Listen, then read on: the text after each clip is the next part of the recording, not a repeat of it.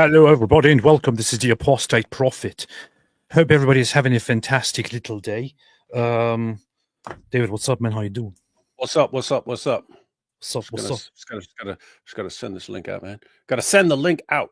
Send it out. Yeah, for those asking about the music, I know everybody loves the music. It's called Halal Core. Yeah, that's the music. That's the song. So, David, man, how's it going? How you doing, man? Hey, what's up? What's up?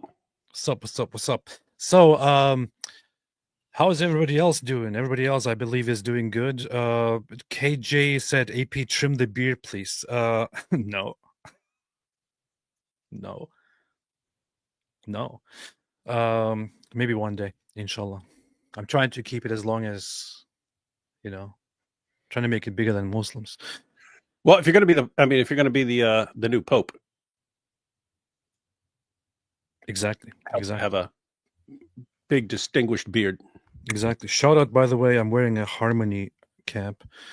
Harmony Camp, which is Harmony is a YouTube channel that does very, very good content. That is a Christian film channel that does like very, very interesting, good stuff, which I'm subscribed to, and I really love their stuff, and I'm learning a lot from them. So shout out to them. And I haven't been paid to say this, but if I was, I wouldn't even say that I have been paid. Actually, I would say it. But so this is Harmony, but I'm just shouting them out just because I love their stuff and because I'm a member on their channel. So it's pretty based. Good and stuff. because we're all about harmony. You know what I mean? Yes. Like everyone else is about conflict, we're about harmony. Exactly. That's exactly what we do. So Harmony is super, super awesome, and I love their stuff. So that's what we do. All right, man. All right. So before you came on here, I actually made a poll in the live chat, which I should probably conclude now for those who have voted. And for those who have not voted in the poll that I had on here, the time for polling is now over. And I asked, should we respond to Lily J or J Dyer? And only after I wrote it, I noticed that Lily J and J Dyer have the same J in them. So, prompting me to say that we should invent a character called Lily J. Dyer. Exactly. That's beautiful. So, people voted for J Dyer mostly. So I was actually going to do, I was wanting to do that as well, because so there are two things that I had in mind responding to. One of them is dumb and the other is a little bit more cool. So this one is the dumb stuff. A video called "Do Not Watch This Unless You Want to Learn the Truth About the Bible" by Lily J. And I started going into it a little bit, and it was incredibly stupid. I don't believe you. Something from Lily J being incredibly stupid? It was incredibly stupid. Guys, if you don't know what you get with Lily J, she's being fed DAWA scripts from like 20 years ago that have already been destroyed. But she's got someone, whoever her handler is or whoever is paying her, they give her DAWA scripts for arguments that were already stupid to begin with and have already been destroyed. But then they're being put out there by a total airhead who doesn't understand anything that she's saying. Anyway, it's but apparently this is what impresses young DAWA fans. Wait a minute, this is very funny actually. I want to do something very funny. Is this text most likely AI generated? Yes, this text is most likely AI generated or at least algorithmically optimized. Here is why. Structure and tone. It follows a quick clickbait structure with suspense. This video might get me canceled. Keyword optimization. Things like this. Is the Bible really? No hate, no twisting, just facts are classic neutralizers used by AI to make controversial content more palatable. This is funny. Even the description here is AI generated. This is very funny, man. There we go. Anyway, enough about Lily J. What we actually want to talk about today is J Dyer. And so I had my problems with J Dyer, and I had a a back and forth with J Dyer. Despite being very friendly to him in the past and respectful to him, he kind of turned a little bit bitter and started attacking me for some interesting, strange reasons. Even as I was publicly praising him, he started attacking me. When I made a correction to something that he said, he actually ended up insulting me and then blocking me. To be fair, before he blocked me, I gave a kind of a sarcastic reaction to what he said, but he likes to dish out, but he apparently can't really take it. Anyway, I don't want to be the old me anymore. Look, I still think that I have a lot of respect for J.Dyer. And despite the fact that he's not very good in his interactions with others or in his interactions with me, I would say that so I have respect for his knowledge and for who he is, for the fact that he's an apologist who actually is doing, in terms of apologetics, a very good job and all that. I wouldn't go into the direction of him being the way he conducts himself when it comes to others or when it comes to those who disagree with him. But I also don't want to really fight with him or with anybody, but especially not with Christians or Orthodox Christians specifically, for that matter. That said, this episode here came up a lot, and people talked about it a lot, and people. Oh, I see that he's actually. What's up, Jay? He's in the chat. Now I lost my train of thought. Yeah, this episode came up a lot, and people asked a lot about it. People mentioned it a lot. People sent it to me a lot because they said he mentioned me, but he actually didn't mention me. He just briefly talked about his debate with me without mentioning me by name, and then he mentioned you, David. So you debated him, and it's a topic that I'm quite interested in. So yeah, I want to have a look at the things said in this live stream. What did you say? Debated? I said you debated him. I didn't really debate him. I only went once in a space to briefly have an exchange with him. And he was humiliated. J.Dyer. What's up, Jay? How you doing? It's kind of weird that you're here after blocking me. Wait. So keep in mind, like I saw parts of his 2-on-2 debate, him and Sam Shamoon versus Daniel and Ijaz. So I saw parts of that, and we must have seen parts before, but I kind of can't even think of what he sounds like now. So anyway, were you saying he's one of the guys who loves to criticize, but then gets all sensitive when you criticize back? Was that what you were saying? That would be one of my criticisms of him, yeah. That seems to be a characteristic of certain groups. Like it's always been a feature of Islam and Dawa, right? They'll be, oh, your religion is false. Oh, we should fight you. We will exterminate you. You're garbage, you're trash, you're the worst of creatures, we're superior. And the moment you say one word of criticism, will the Islamophobia never end? We're being persecuted. They criticized us. Why can't we have speech laws against criticizing, right? So you have that. But then like just the Orthobros.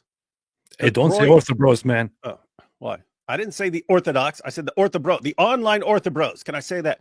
The online Orthobros and the Groypers are like that in the sense of they're just like blasting out with like the nastiest, everything's an insult. Everything you hear from them is an insult. As soon as you say one word of criticism against anything they've said, or especially against one of their heroes, like even if you just respond to something they said, they start, oh my goodness, why are you attacking? You're causing division. Oh my goodness, block.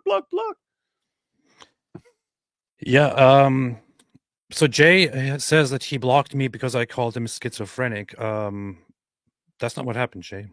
I remember exactly what happened. You blocked me after. In fact, what happened was that I left one comment before I left and actually met with my spiritual father to get advice from him. And the last message that I left you is right here, actually. So our exchange went like this. You made a post saying something about Israel. It was set up this way intentionally via the British mandate Ironically, all the British spies who opposed the Rothschild plan said it would be a powder keg, and they were right. I said there was no Rothschild plan. The Rothschilds were mostly opposed or indifferent to Zionism. Only Edmund de Rothschild was a funder. Walter Rothschild was the recipient of the Balfour Declaration, but didn't have much of a role. Zionism was started and led by others. You then said, oops, and posted something. I then, wait, what was that? Oh, yeah. You quote tweeted this and said you haven't read Quigley, who says the opposite, and you literally tell us to send money to Antichrist, which is a huge misrepresentation, man. Please. Every poll had you at 80 to 85% losing your debate. I mean, if it's your polls, it's kind of funny to say that, but I don't really care. And I then responded with, yeah, your side won through magic, Jew blood, and Antichrist. Very intelligent crowd. After this, you blocked me. It was just after this that you blocked me. Well, AP, you deserved it. How dare you use a phrase like magic Jew blood? It was literally after this that you blocked me.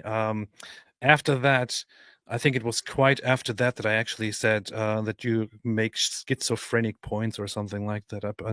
After which you blocked me. Let me see. And I don't want to misrepresent the whole thing right now. Of criticized sentiments, words. I'll apologize. AI. La la la la la la la la la la. I mean, I'm pretty sure this is how it went. I'm pretty sure that I didn't use anything like that before. I wouldn't insult you that way until you insult me. But that's not how it went, bro. Anyway, back to the topic. Jay, if you're still here, oh yeah, you are still here. So, dude, why are you talking about being scared? What? Is he saying you're scared? You blocked me, and you gave a very bad reaction to my mild criticism, and basically started crazy posting about basically, me. Basically, I then said that I have no interest in debating you anymore, and I stand by that. You can claim as much as you want that I'm running or that I'm scared of you. Running. You can think that. It's okay. You can completely think that. I'm completely okay with that. You can think that I'm scared. I personally do not care. I would rather actually have a debate with with a brain dead person like Jake Shields, or a complete scumbag like Myron Gaines, instead of having that debate with you. Because and I'm going to make it clear to you. I think it's going to be very clear what I think when I reject the debate with you, while having debates with those complete scumbags. And I don't think that you're a scumbag. I think that you are highly misled in different ways. But I see no point in debating you, because you gave me a very, very, very bad faith reaction to just me issuing a minor correction to you. You started insulting me and attacking me for some weird reason.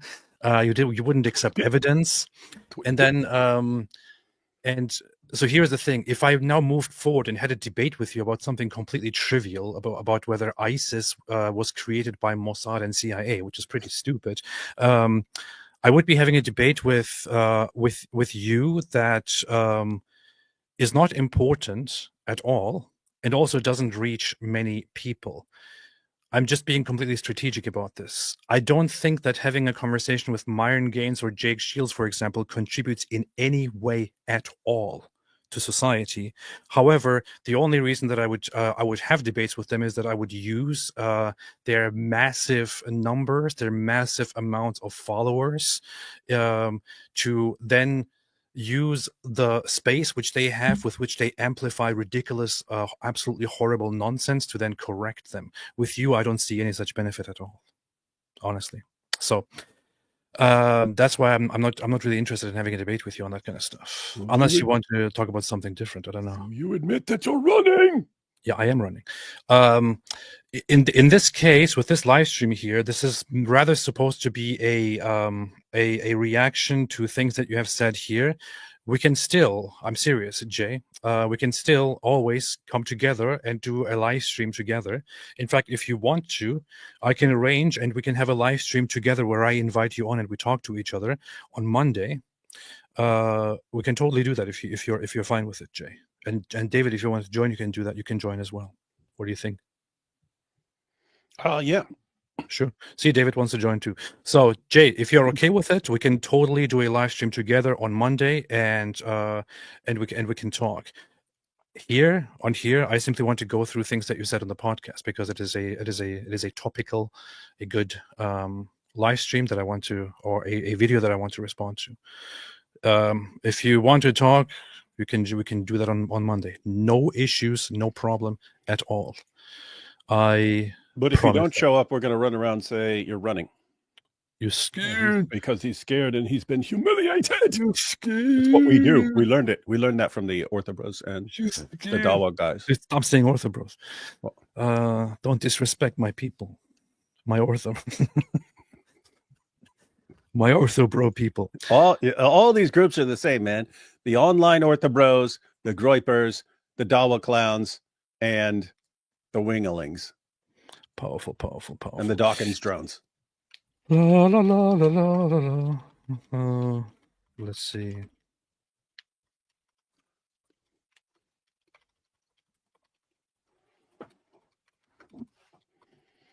Okay. All right. Are we ready to go through this? Let's do it. No, DYER is not a moron. It's not a Groyper.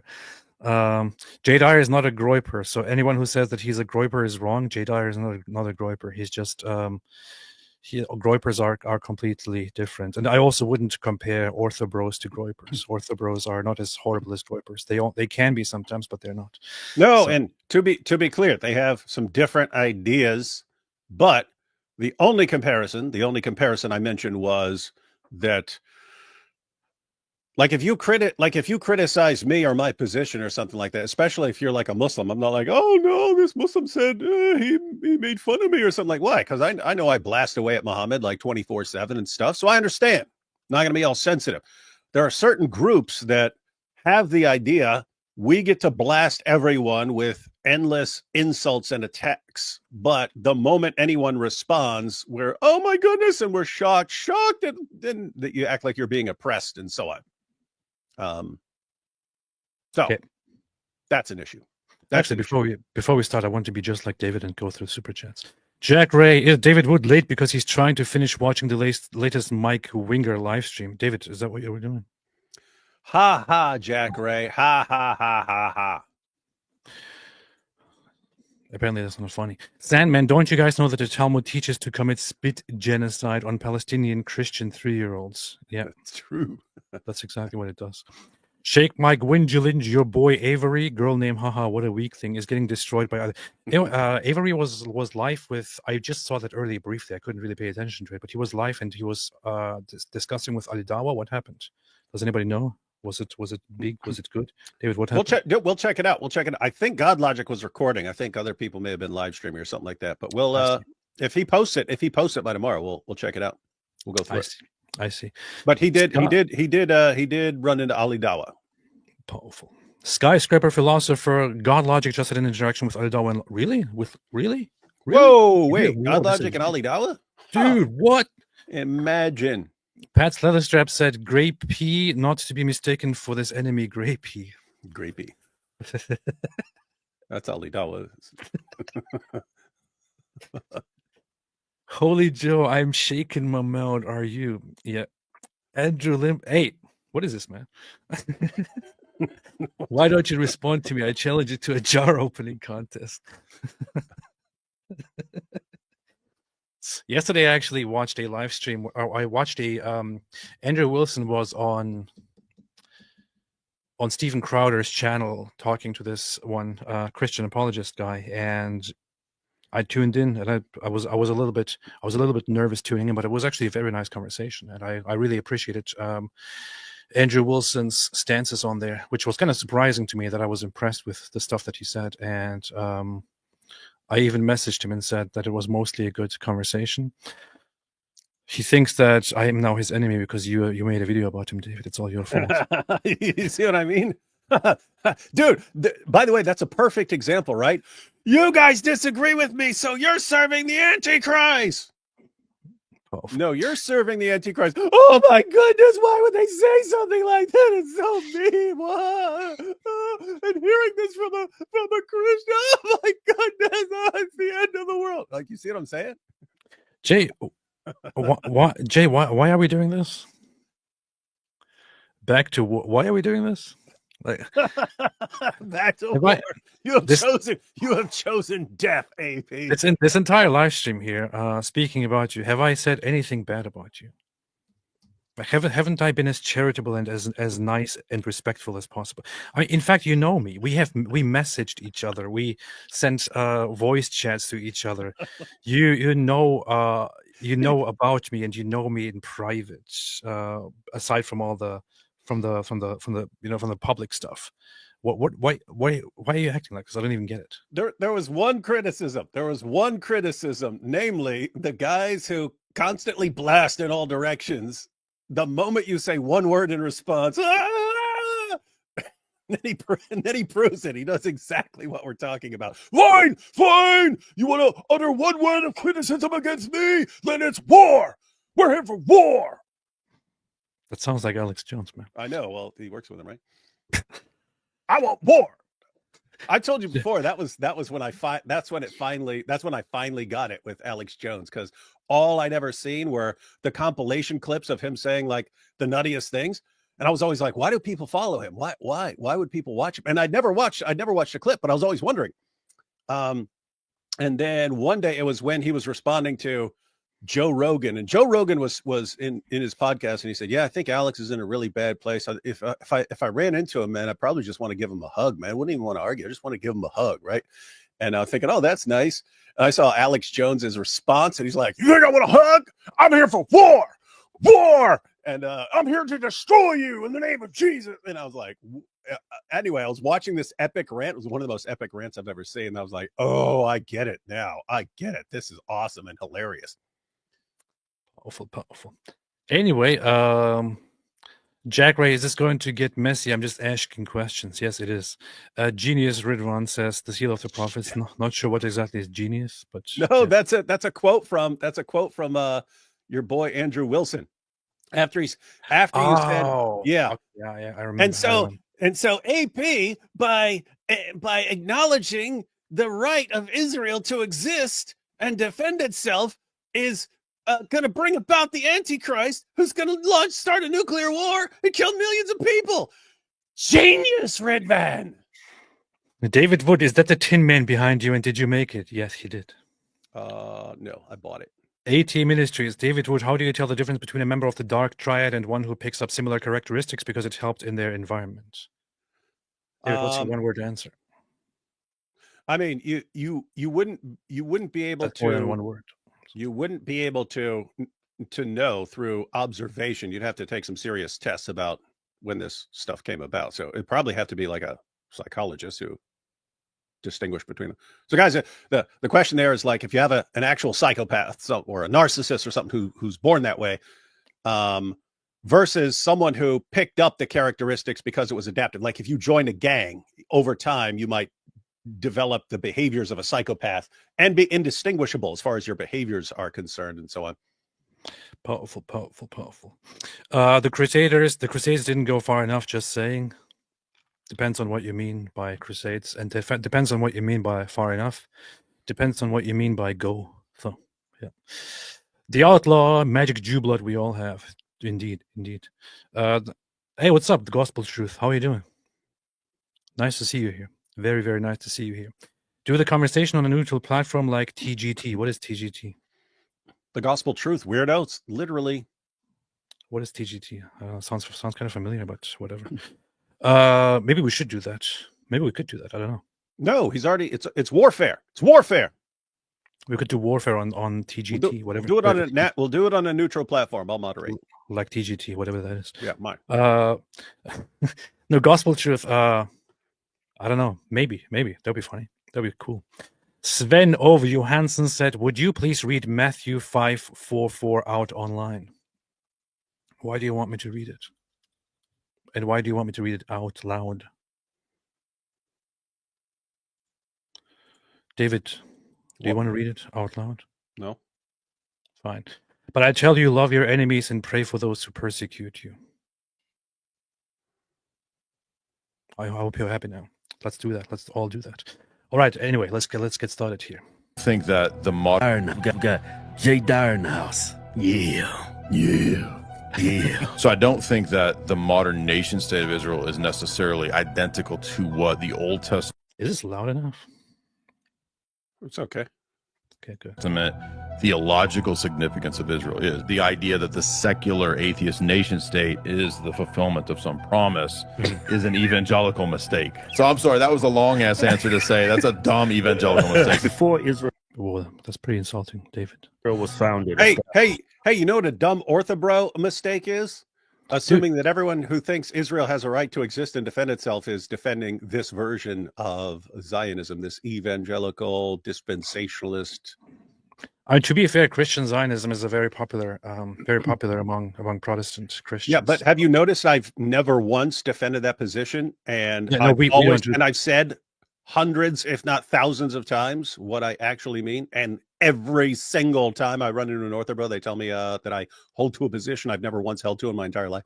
Yeah, there was actually a very funny exchange that I want to quickly bring up here. So I made a post the other day in which I said,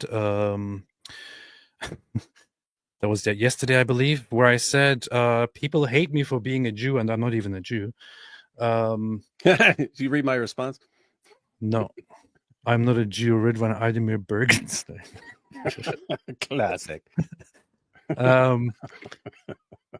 Then some douche, first off, this guy said, "You're a useful goyim," and I said, "You're a very smart people." But here, you are worse. You're a Christian Zionist. To which I responded, "I'm in fact not a Christian Zionist." And then people started not getting it. Like, so just another atheist being a Christian. You sure about that? Because you're a Zionist and you also claim to be a Christian. So you're admitting you lied about converting because that's the correct label, if not.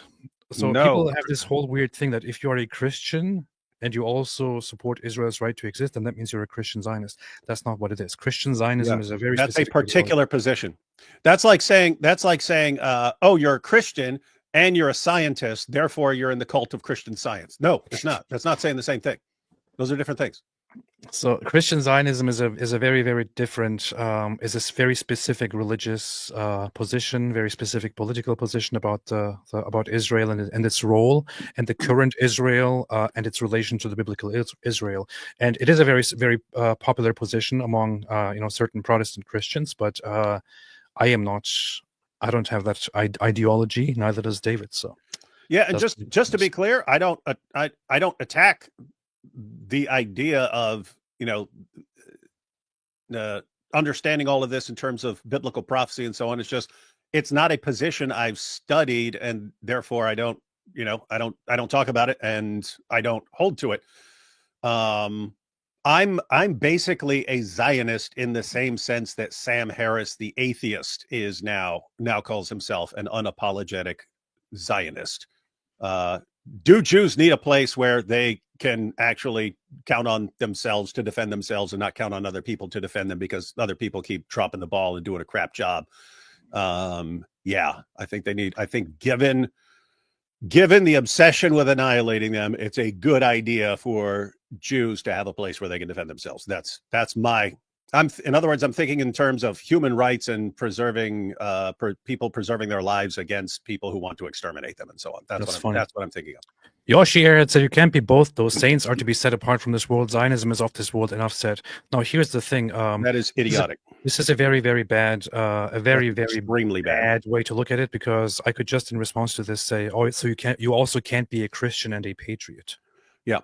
And to be fair, you also can't be a Christian and give to charity, because in giving to charity, you're giving someone something in this world, and you can't be about this world at all. Yeah. Okay, that's stupid. This is a ridiculously dumb position. We're in this world, and we are commanded, as far as it depends on us, to pursue peace with all people, to care about all people, to pray for all people, and so on. Those are command. We're supposed to be concerned about people in this world. Well, guess what? If there's a bunch of people over there and a ton of people want to exterminate them, can't they? Oh, if you don't want them to be exterminated, you're just focusing on this world. That is stupid. Stop saying it. Very, very, very. Matter of funny. fact, it's in his name, Airhead. He might be one of these people who deliberately posts insanely stupid stuff. Could be. It could very, very, very, very, very be. So, I would even say that I'm going toward Orthodox Christianity and the Orthodox Christian understanding of the Bible and of Scripture, of theology in general. So, to my position, to the religious theological position that I go to, Christian Zionism would not be compatible. So if you're going to say to me that Christian Zionism is not compatible with my religious beliefs, I would agree with you. It is not.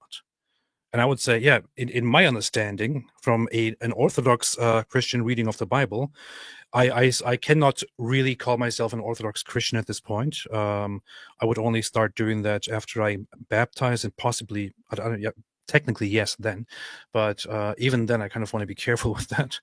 But I subscribe to the Orthodox Christian reading of the Bible and to theology, and within that framework, within that view, I would say it would be correct to say that Christian Zionism is considered wrong and not compatible with an Orthodox Christian theology. That said, I'm not a Christian Zionist, so Christian Zionism is completely different from all of this. Palestine was there, and who? Jay Dyer, so you aren't Orthodox. Thanks for being Jay. You know that I'm not even baptized, right? You know this very well because I actually asked you. I actually got advice from you, Jay, and I actually listened to you. You understand that if I'm not baptized into the church yet, and I'm not technically a part of the church, but I'm on a path of becoming an Orthodox Christian, I'm not really ready to identify as Orthodox Christian, not because I reject orthodoxy, but rather because I don't consider myself technically fully a part of it, and because I don't want to be a representative of it. Yeah, you're only half. You're half cat, half human. That's why they call him cat human. So it's very, very funny. So you're saying you're not even a Christian? Funny. So you listen to a guy you call schizo, LOL. Yes, indeed, I do.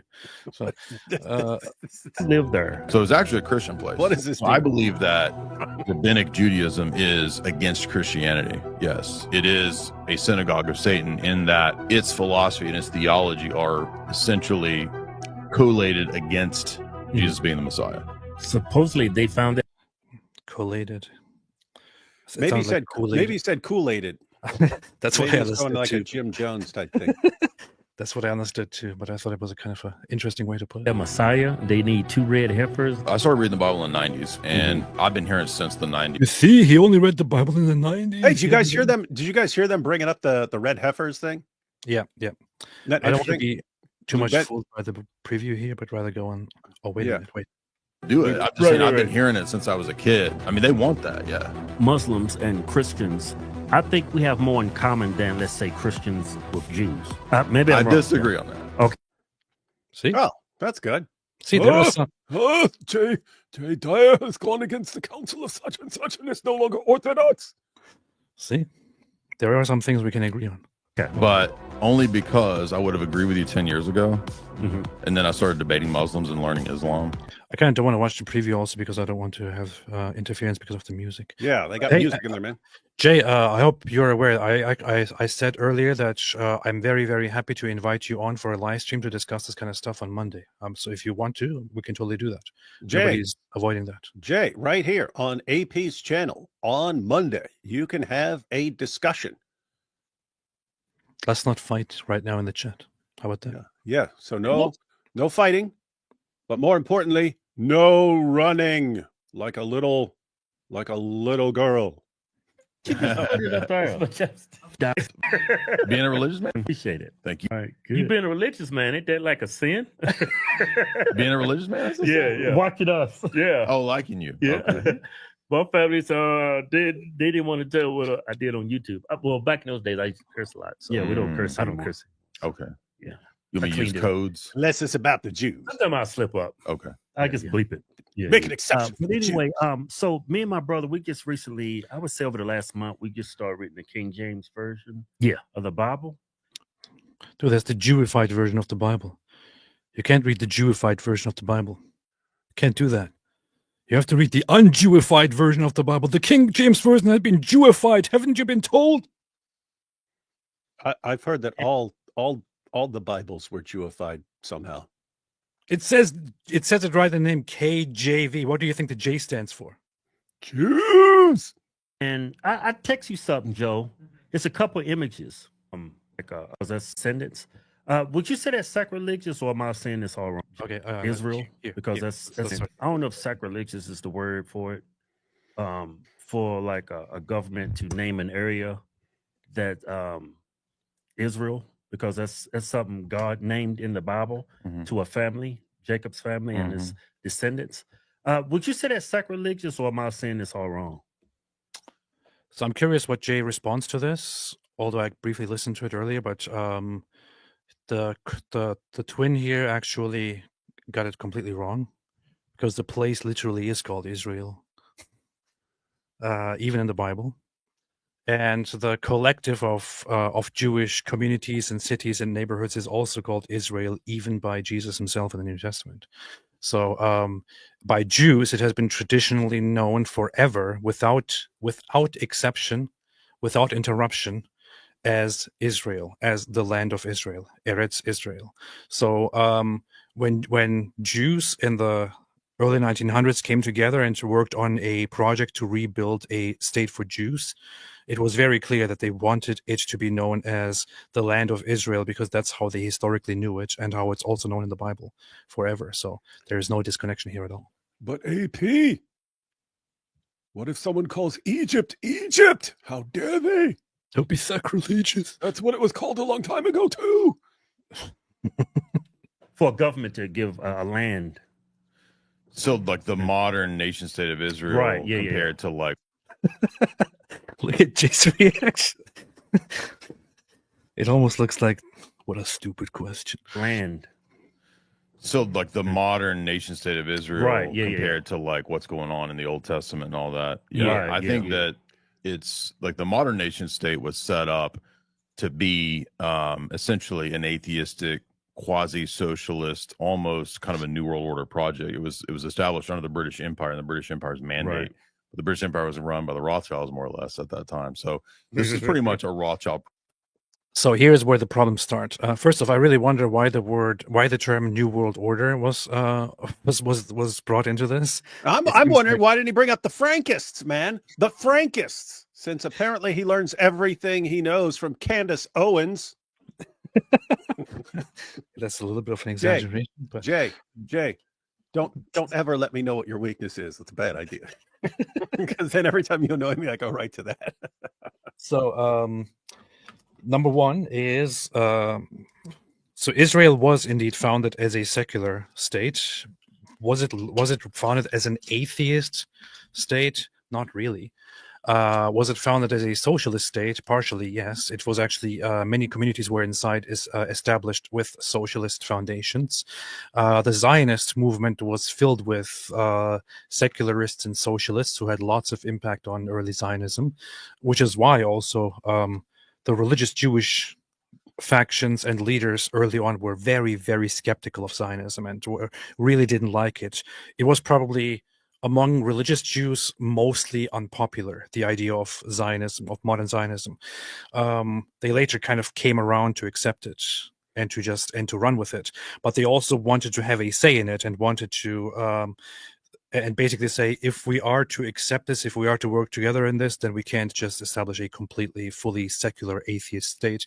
It has to have at least some religious aspects and some place for our faith. So they did acknowledge that it is not a fully atheistic state, but rather a Jewish state, which means it is Jewish by religion and also by ethnicity. And it did have from the very beginning, for example, Jewish institutions or religious institutions that are part of the government and still do. So, for example, marriage is still regulated and governed by religious institutions, by religious leaders in Israel. Which is why, for example, there's this criticism that sometimes comes up, which is that in Israel there is no interfaith marriage. This is actually kind of true, because marriage is not regulated by the state. It is only regulated by religious authorities, and the religious authorities that are recognized as those who regulate marriages go by the traditional views of their religions, which do not recognize interfaith marriages, which is why there can be no interfaith marriages done in Israel. So Jewish marriages are overseen by rabbis, Muslim marriages are overseen by imams, Christian marriages are overseen by Christian leaders, and so on. So that's the thing. But the foundational Declaration of Israel even has a reference to God, not explicitly God, but as the Rock of Israel, which is supposed to be a reference to God, which secular people can also work with. But yeah, it was a secular project, though not fully atheistic. There's one issue here, which is Rothschild. So the Rothschilds, they were not running Britain. They were just... Did you not hear Jay Dyer just say it? How dare you? How dare you? You've chosen warfare. Warfare. They were not running Rothschilds. They were not running Britain, and they were also not in charge of the Zionist project. And this is where he wanted to refute me and wanted to post out of context clips, but they were not in charge of the Zionist project at all. Prove it. Project. Hey, hang on. I wanted to say something. What?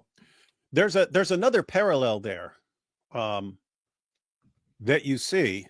I mean, to be fair, anyone can do this, but it just seems like exceptionally common with orthobros, groypers, the keyboard jihadis, and specifically when talking about anything having to do with Israel. But it's a version of what's called the fallacy of composition. That's where you take a part and then define the whole based on something to do with the part. But keep in mind, it's like Candace Owens, right? So Matt Walsh says something about man going to the moon. She's like, come on, man didn't go to the moon. Everyone knows this. Come on, NASA was started by a guy who was in some cult and blah, blah, blah, blah, blah. And what's the reasoning? Since there was a guy in some weird sex cult or something like that who was there beforehand and who was encouraging something to do with that, therefore the whole thing is all part of this cult, and it was all fake, and therefore everything that it says is fake because it's really all just for the cult and stuff, and they're making things up and so on. But I mean, think about that. It's like any group, you can point to someone with some weird idea, and then you just define everything in there, and then you reject everything having to do with it. But you see that over and over again, and it'll go in completely opposite direction. So AP will be told, oh, look at this. This is an atheistic movement, and it's socialist, and they're communists and socialists, and this and that. Look, you see, that's what it is. And then, so keep in mind, they'll say, since you've got some socialists and so on and this sort of thing, and atheists, therefore that's what the thing is. Even though the thing is a collection of a bunch of different groups with a bunch of different perspectives. But then they'll do the same thing in the reverse and go, look, here's a video of these guys spitting on Christians. You see, this is what Jews do because they're hatred. It's like, wait, do you think those guys are atheists? Those guys aren't atheists, right? So now you're taking the religious Jews and you're applying that to the whole. This is what Jews do. But over here, it's atheists. And over there, this is what the religion. And then every step of the way, you'll say, look, here's what some part of this group is doing, therefore the whole. And it's always a fallacy, and yet you just won't stop doing it ever. Interesting. Powerful. Oh, matter of fact, since I said others are doing this, it's the same thing with what we were just talking about. Oh, there are Christian Zionists who believe that they're doing this, blah, blah, blah, blah, blah, for this reason. Therefore, if you are a Zionist in the sense that you support Israel's right to exist, you must be doing it for this reason because you are a Christian Zionist and this and that. And it's like, there's no concept of different people in different groups having different ideas and so on. It's if you hold this position or anything else, or if you're a Zionist and there are Zionists who hold this position, therefore that's what all Zionists are. And it's like insanely sloppy and standard, not just for complete dopes, but even for like the smartest people in the group will still do this. Weird. Yep, that's what they do. Right. So this is pretty much a Rothschild project, in tandem with the rest of what's called the Atlanticist power bloc, which is just Western civilization basically at that time. So I think they wanted a geostrategic location to be in the Middle East, to be kind of a landing base for the West. And eventually I think what happened is that it became very much a power bloc of its own. We had a lot of subversion of our government through Right. operatives. So, you know, a big part of the Epstein Maxwell stuff was that kind of compromise. So I don't think that the modern nation state of Israel is necessarily identical to what the Old Testament. There was a little bit of gish galloping there, but the thing is, the thing is that so first off, Zionism has never been a Rothschild project, never has been, and this was one of my main issues where we disagreed. Want you to think. Where J.Dyer actually blocked me, but to be very honest, to be very serious here for a second, there were two Rothschild people in question who had something to do with Zionism. One of them was the guy who was a lord in the UK, and he was part of the Zionist movement because he was a very prestigious person in the UK, in Britain. He was the recipient of a letter from the British government that the British government now supports the idea of Zionism. The letter was sent to him. He then proudly revealed that it was sent to him, and his only job was actually be the middleman and to deliver it to the Zionist organization. He had little to nothing to do with what the Zionists were actually doing. He just received the letter because he was part of the organization. He was supportive at that point. Then there was another one, Edmund de Rothschild, who was who actually actively worked in fleshing out the Israeli, the Zionist, the Jewish state in the field, and helped build certain things like build streets and all that. But he was also not fundamental at all to the Zionist project. So there are only two people in question here, and these people only jumped in later on. You could actually say that they were kind of I don't know, maybe opportunistic, if you want to call it that, because the Rothschilds were early on skeptical of the Zionist movement, and they didn't jump into it. They only jumped into it later on when they saw that it's actually getting somewhere. So that's their entire role. They were not in charge of this project. They did not design this project. They were not the mastermind behind this project. They were nothing like that at all. The Zionist project from the very beginning. I mean, you can read the paper by Theodor Herzl himself. What Jay describes here, that Israel would be kind of this foot in the Middle East, is actually something that is addressed in the Jewish State, written by Theodor Herzl, where he presents his vision of a Jewish state in the Middle East, where he actually says that the West would possibly sympathize with this idea because we, and this is a little bit insulting, of course, back then it was completely normal, but he basically says we as civilized people who have learned in the West would go there in a barbaric environment and be a forefront of civilization. That's what he was saying. So this is what the modern Zionist movement was also thinking. This wasn't like a subversive genius idea by the West to infiltrate and to build some front, some fortress in the Middle East. It was just part of the Zionist way of thinking. This is what Theodor Herzl himself said. It was a little bit naive, but it worked. Yeah. Theological significance of Israel is. I think it's the same loose people group. There are still Jews. Like there's some people that think that there's no more Jews in regard to the Old Testament Jews. I do think they're the same people group. When you read the church fathers, they still continue after, rabbinic Judaism comes about in the 4th and 5th century. They still speak of Jews as Jews. But the idea that the secular atheist nation state is the fulfillment of some promise is an evangelical. This is where I respect J. Dyer too, because I have heard from lots of idiotic people who say dumb stuff like, oh, the modern Jews have nothing to do with the Jews of the Bible. The modern Jews are completely different people. They're nothing really to Polish. Do with they have nothing to do with them. They were satanically created. It's like, that's complete nonsense. So J. Dyer, unlike these other nut jobs, acknowledges that the Jews that we have in Israel are come from the same Jewish people, and were continuously the same Jewish people of the Old Testament or of Second Temple Judaism.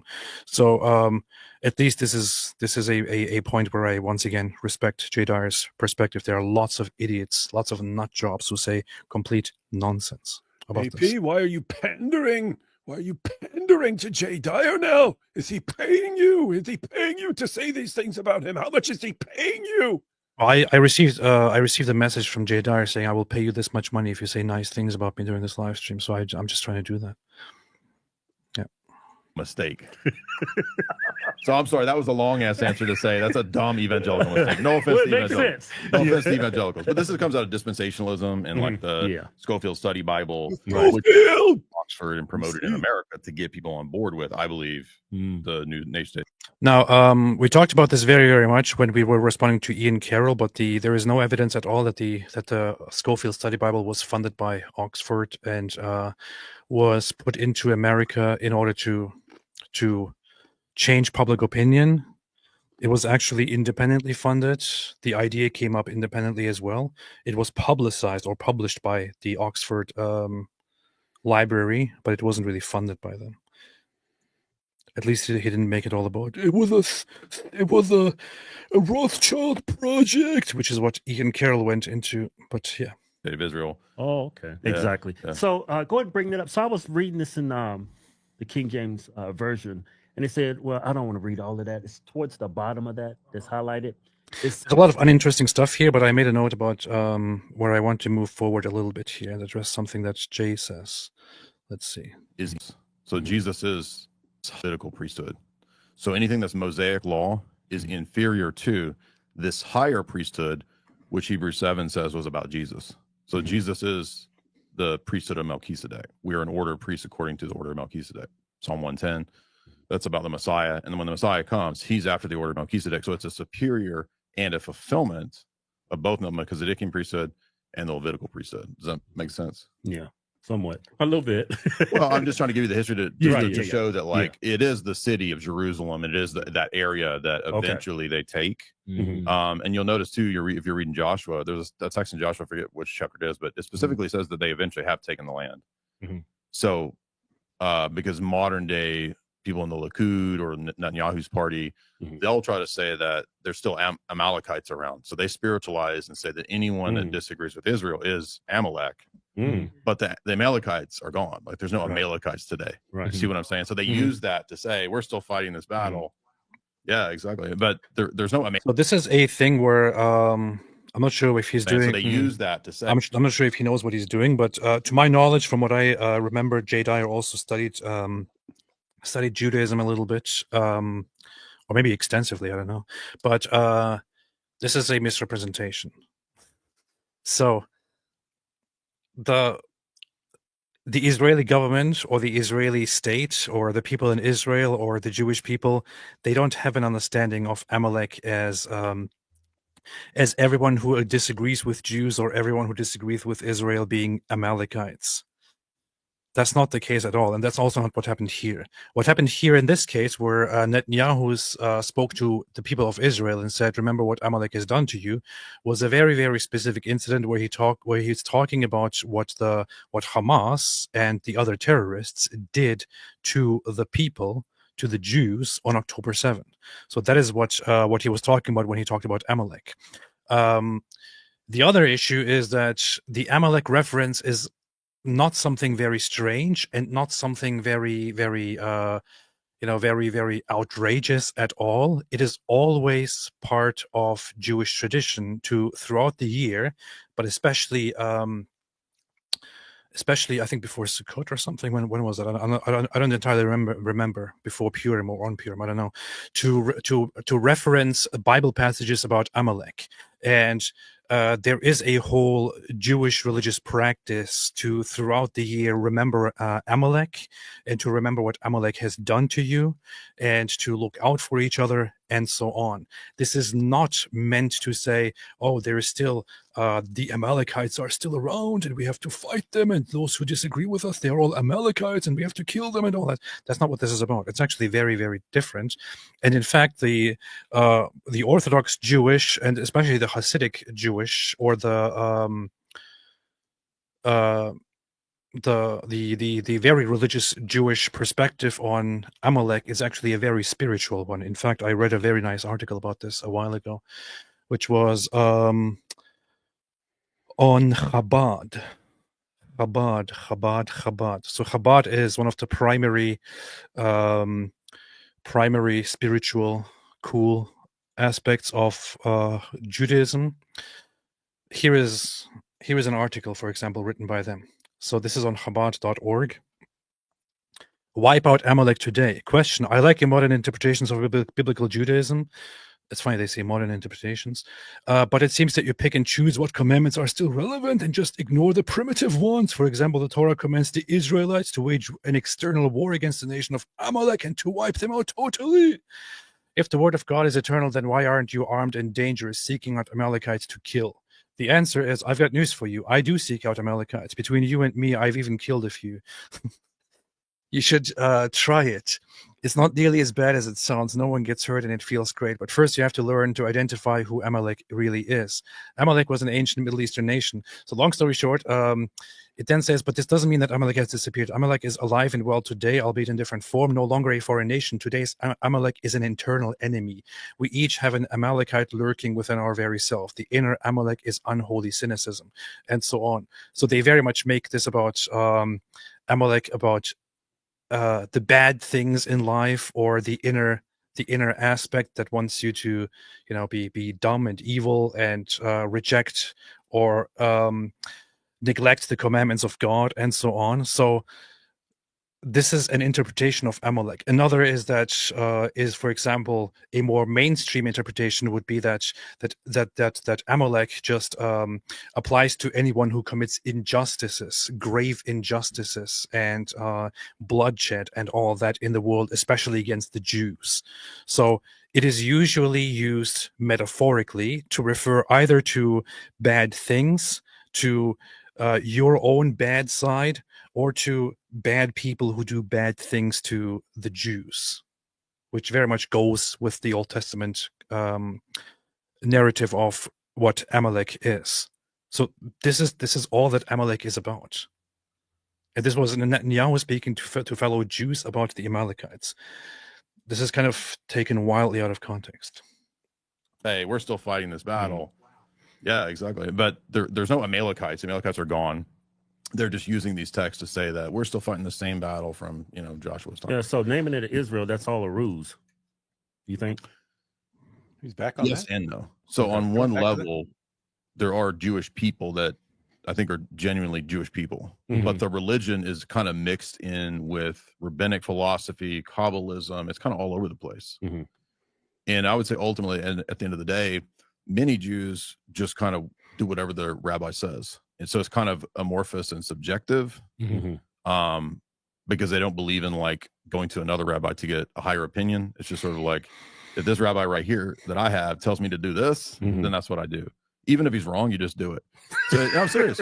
Really? They have a position that you don't go to check it and like find out. Like it's relativized. Right. Oh, really? It is. Yeah. So I would say that's kind of a disqualifier, that it's like identical to the Old Testament Hebrew religion. We believe as Orthodox Christians that the authentic Hebrew religion is Orthodox Christianity. They worship the Trinity in the Old Testament. They're looking forward to the Messiah even in the Old Testament. Jesus says, read John 5-9, when he's debating with the Pharisees, who are the proto-rabbinical rabbinic philosophers, right? Now, I get a lot of what he says and how it's in line with Orthodox Christianity, and I'm in no position to contest what he is saying here. I just feel like there should be a better way to put this, especially in response to the question that was asked. It's kind of irrelevant to the question. So. There's a prophecy at the beginning of Luke. It says, "Out of Israel I called my son."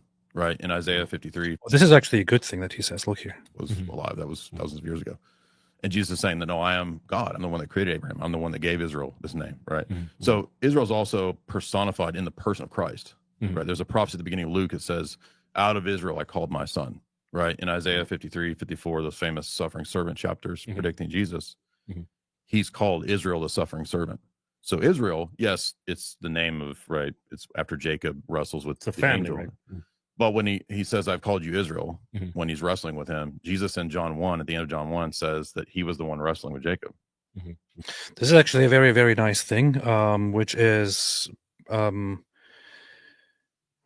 like I'm not trying to evaluate whether this is accurate or not, but with all due respect. This is a field where I respect Jay's knowledge, but which I recently only began to really understand as well, which would be that it's a traditional perspective that Jesus, that the life of Jesus is basically that Jesus goes through the life of Israel in the short life that he has when he is on earth, and that lots of things that happen in his life are parallel to things that happen to Israel as a nation in the Bible.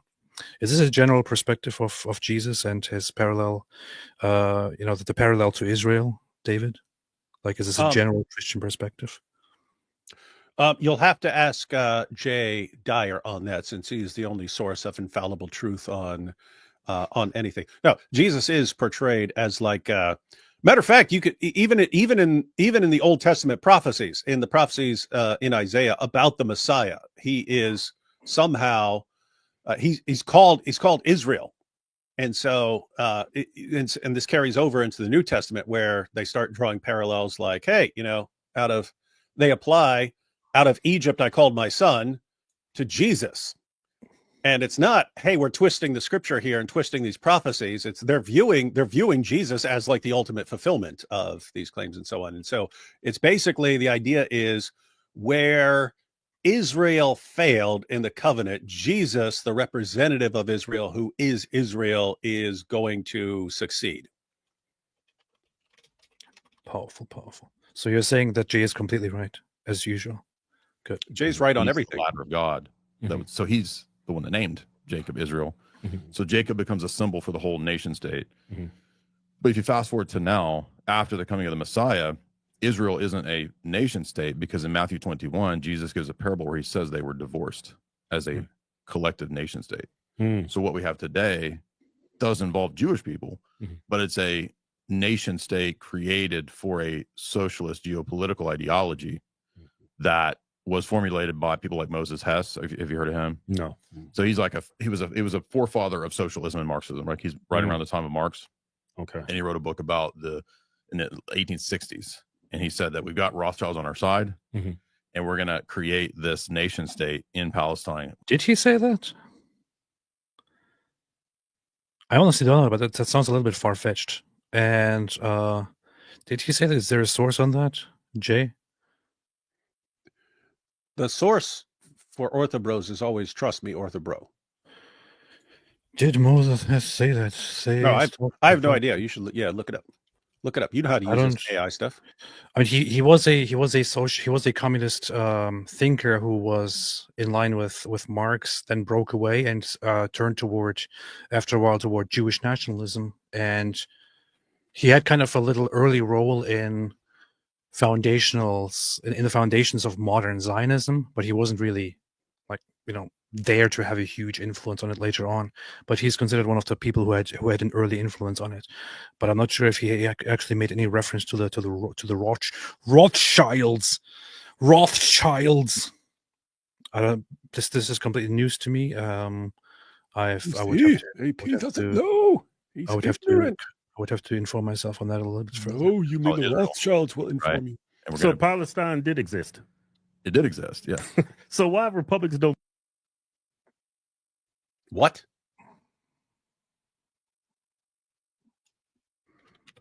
And we're going to create this nation state in Palestine. We're going to call it Israel, right? And Palestine did exist. Oh my goodness! Yeah. So they're making the same mistake every other idiot makes. I mean, prior to that, if you go back, so why Republicans don't believe? I mean, listen. So the twins say, so Palestine did exist, and he says yes, it did exist, and they say, so why don't Republicans acknowledge that it did exist? And he acts like, I don't know why, or he's kind of he's about to criticize. Here's the thing: at this point, Jay DYER should realize and jump in and says, well, they're right. It did not exist as a nation.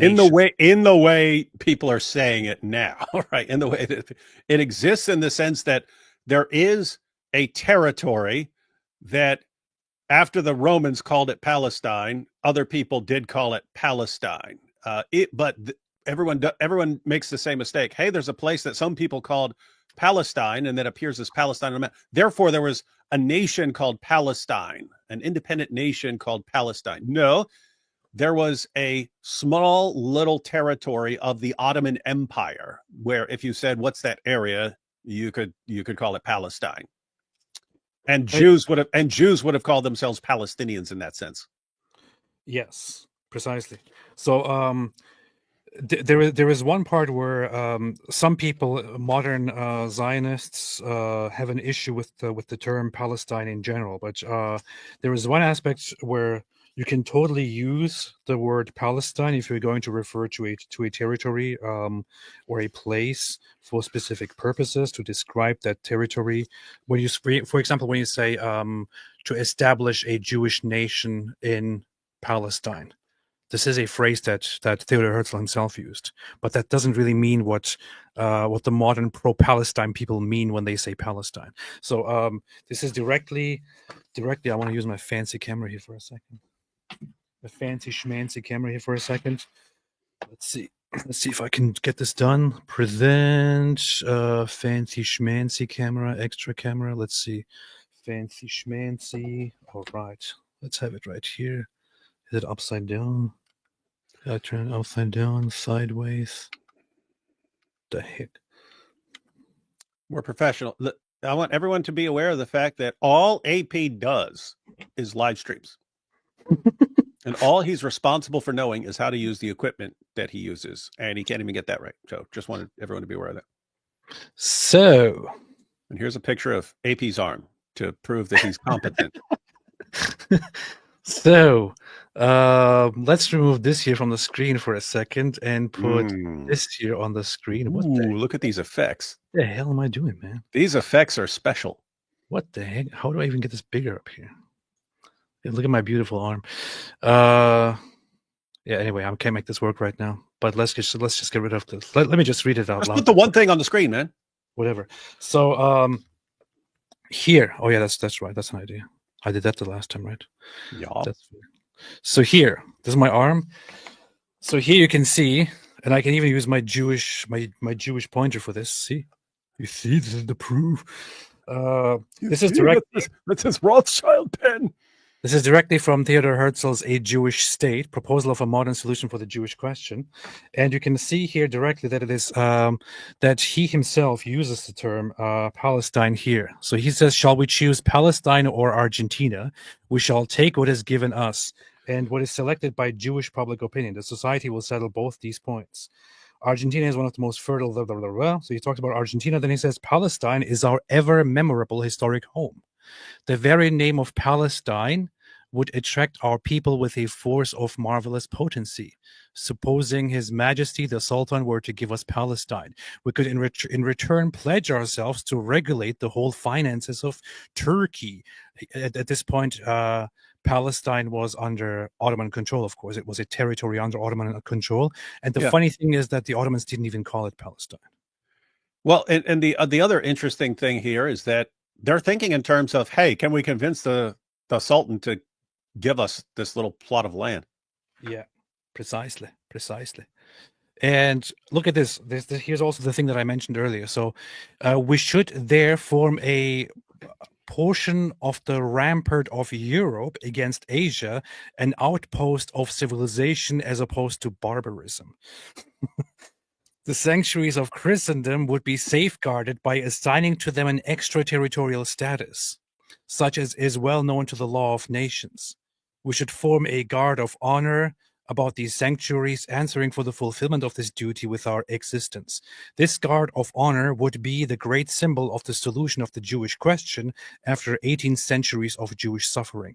So this is directly from Theodor Herzl's pen, written down, where he talks about the land of Palestine, which in this case is simply a territory that is under Ottoman control, but is not a country and not a state and not a nation, which is, however, known as Palestine at that time because the Romans called it Palestine at some point, but which Jews among themselves also know as Eretz Israel, which is the land of Israel, or Eretz Israel, where Theodor Herzl proposes the Jews should just resettle and build a state for themselves. Of course, he thinks that Turkey would totally be fine with it, that the Ottomans would be fine with it. They were fine with it until a certain point. Later on, they weren't fine with it anymore. Let's see. Let's get back to this. All right. Okay. Now that we have done this, let's get rid of this stupid camera. Now we don't have to see my arm anymore. Well, let's see your little reading thing. So when we Much say sharper. Palestine did exist, what we are talking about normally, historically, is there was a territory that was, when the Romans took it, or let's start with long before that. So 3,000 years ago, it was known as the Kingdom of Israel and Judea, or just Kingdom of Israel, or just Land of Israel. Then when the Romans take it over, they take it and call it the province of Judea, or province of Judea.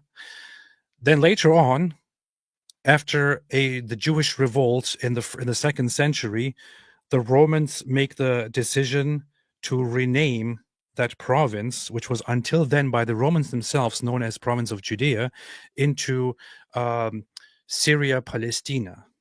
And this is only done by the Romans because of the Jewish revolt. As a result of the Bar Kokhba revolt in the 2nd century, the Romans want to suppress any Jewish identity and want to punish the Jews brutally and divorce their connection from the land. So they start calling it Syria Palestina. And from then on, it becomes known that it is part of the Greater Syria territory and is known as Palestina. So when the Eastern Roman Empire takes over, it continues the tradition of simply calling it Palestina, and this is how Palestina enters the Western mindset very much, and the territory is, after the Romans, known continually as Palestina or Palestine. And the Muslims, the Arabs, they take it and call it just based on that, by the way, just because the Romans, just because Western people called it that, just because they called it Palestine, the Arabs initially take it over and call it Philistine, or Jund Philistine, military territory Philistine. And from the Mamluks and the Ottomans forth, they don't even officially call it Palestine anymore. They simply divide it into different territories, and into the territory of Quds, of Al-Quds, which is Jerusalem, and other territories. Only the Western people, when they come and take the land from the Ottomans, refer to it once again as Palestine, and then establish an entity named Palestine only in the 1920s. Until then, and what they establish is the British mandate for Palestine. So it becomes a British entity that temporarily is known as Palestine. And this entity is very much ruled and led by the British and by the Jews. The Arabs have very, very little say in what's actually happening there. And much of what is built in the land after the beginning of the 20th century is done by Jews. Jews build culture there. Jews build cities there. Jews have a football team there. Jews have all kinds of things there. And when you ask people about Palestinians in the West, they usually think of Jews at this point, until 1948, when the Jews established their own independent state and called it Israel. Only in the 1960s does the name Palestine become a mostly Arab thing to strive for Arab identity in the land. Only in the 80s does Palestine or Philistine officially, for the first time ever, become a claimed name for an Arab state in this land. Only in 1988 is the first time ever that an attempt is made to declare an independent state named Palestine by the Arabs. Prior to that, it never, ever existed. It was simply a territory. So this should be clarified here. Anything else, David? In your face. And prior to that, if you go back to the Middle Ages, it was a Byzantine Christian place. Right. So it's actually a Christian place. To this day, the Orthodox Church is the third largest landowner in that nation state of Israel. So you have even... So he calls it a Christian place, which should be where he should clarify that it's not a country or an entity or anything. It's just a place. This is true. It was mostly Christian after the conversion to Christianity. Yeah, so guys, get the general timeline in mind. It's Israel or Judea. Romans conquer the place 70 AD, but Jews are still allowed there, and so on. 2nd century, another revolt. Romans get sick of it, rename it, expel a ton of the Jews, and so on. And then it's under Roman control, pagan Roman control.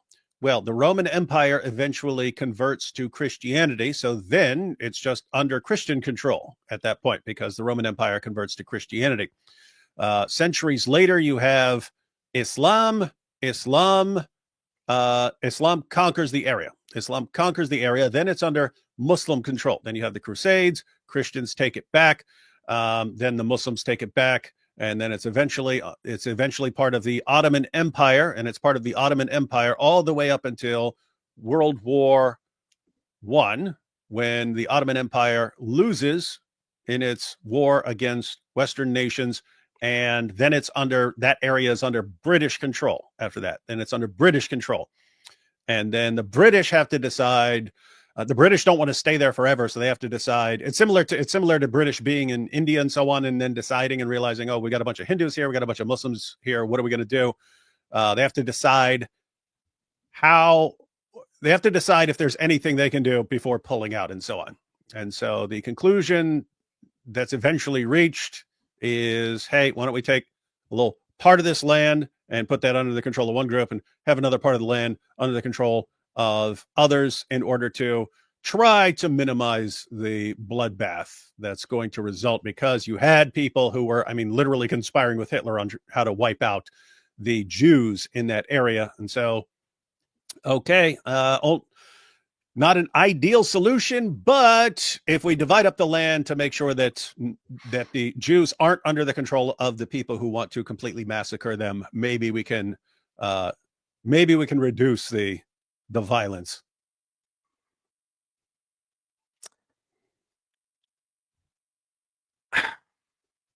What are you listening to? Right now, I'm not listening to anything. Just this is very funny. What is this, man? What is this? What did he say? DYER decided to go live on Spaces and said, "Apostate Prophet is Muslim. Wouldn't AP can't debate." Well, what do you mean? Wouldn't AP can't debate? Look, I said he clearly ignored the fact that I said Jay. I repeatedly said, Jay, we can talk. Wait. Didn't you literally invite him to onto your channel on Monday to discuss these things? Yes, and he ignored it. And now he's going on there and apparently claiming that we are running from him or something like that. Everyone, regardless of whose side you're on, AP was very clear. He's totally inviting DYER to have a discussion. I was also completely respectful and nice. I didn't say anything hostile against him. I have been nice and good. And he didn't have to be. He could have pointed out how horrible the Ortho Bros are and stuff like that, and how horrible DYER is in his behavior, and how fragile he is whenever anyone criticizes one word he says, even though he's constantly attacking and insulting and abusing everyone around him. But anyway, so everyone, just regardless of whose side you're on or who you agree with or don't agree with and so on, just let it be known over there that AP was inviting him on the channel. So it's not like he can't debate. It was an open invitation. He unblocked me. That's kind of funny. I was just blocked until this. He unblocked me. So and AP is lying. He says that he's blocked, but look, he's not blocked. You see. This would inevitably bring about the Antichrist. Would you this is all hypothetical, what Andrew was asking him.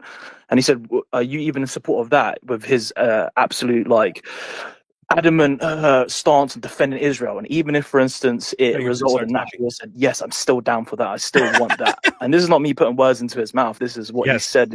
That's exactly putting words in my mouth. This was a clear lie. Like, I just tuned in for 5 seconds, and there's somebody in his space literally lying about me.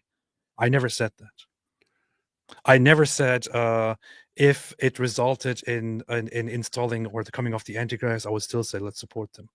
The hypothetical that was given to me is even if 30% of the people support the temple and the possible Antichrist or something like that, should we still support them? I say, yeah. That's exactly what that was about. Which, as I said, it's all a complete counterfactual. Which, as I said, was a stupid hypothetical that is unrealistic to begin with. But if you're going to ask it that way, sure, why not? Yes, I said. So I never even accepted the hypothetical to begin with. I simply gave a short yes response, but I never even gave the response that even if it results in the Antichrist, we should still support them. Never happened. Now you have a guy in his spaces lying about me, and I wonder if he corrects him. With a fair debate with you, because I feel like the substance of what they're talking about, it's not necessarily what they truly care for. I think a lot of it just comes down to conflicts of interest at the end of the day. And in his case, you think what exactly is the conflict? You said not feds, but just conflict of interest. So he said. Yeah, so he was speaking about, I think Andrew brought up the fact that David Wolf has been somehow involved in this sort of organization. Charlie Kirk and AP's good friends with them. They say David Wolf, and they've turned that sort of anti-Muslim sort of clip farming thing into a business now. Right. So the funny thing is that I have no connections whatsoever to Turning Point USA or to Charlie Kirk or any of these people. I've never even. Charlie Kirk probably doesn't even know about me. I have no connection to any of these people at all. This is just apart from me seeing some clip of him where he was sitting down at a school and having people talk or something, ask him questions or something. I have no clue who this guy even is. This is ridiculous because this is the kind of stuff that happens when people start attacking random stuff online. Mm-hmm. This guy is just talking random nonsense that is completely unreal, that has no connection to reality at all. I don't have any connections to Charlie Kirk. I have never interacted with Charlie Kirk. David has never interacted with Charlie Kirk. Charlie Kirk probably doesn't even know that I exist. So we don't have any of these things. And I never said what that guy just pretended I said. So. But now you have stuff like this said on a space created by DYER, where you can now see people spreading lies about me. People are hearing it. People are hearing it and believing it.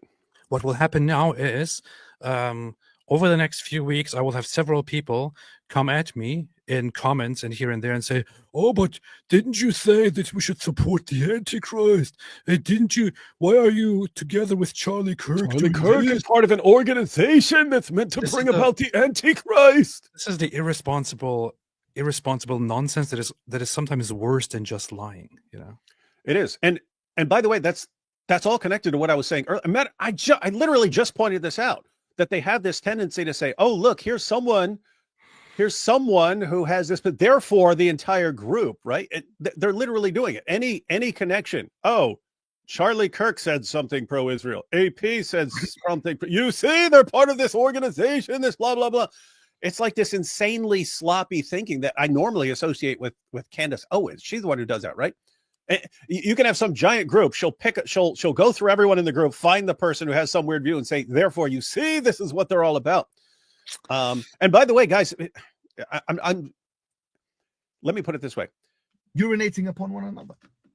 That's what they do. Those of you who have zero problem with the massive, I would say insane claim that 30% of the population is trying to name an antichrist. And that's made up. That's made up. You did have a poll from years ago saying that 30% of people want the third temple to be built and so on. That's completely different. That is completely different from wanting to name a Messiah. There you're saying, hey, we want a temple so we can worship. That's distinct from the claim, and we want to name a Messiah who's going to conquer everyone.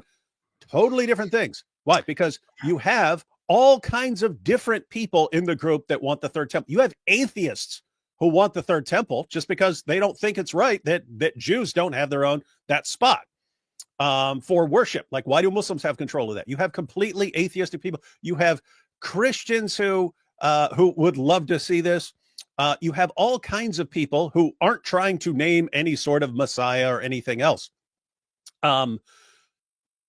So when Andrew Wilson says, okay, 30% of people support the construction of the third temple, so this is 30% of people who support naming a Messiah who's going to be the Antichrist, and we point out, where are you getting that from? It's made up, and it doesn't seem to bother even one of their fans that you can literally just make things up about what's going on, like extremely sloppy reasoning, that kind of tells me that it's more about just having a problem with Jews and not liking Jews than it is about actually giving good arguments. So long story short, everyone, if you were to ask the people of Israel, how many people in Israel support Israel's right to exist and defend itself? So that idea of Zionism, you'd get overwhelming, massive majority of the population, right?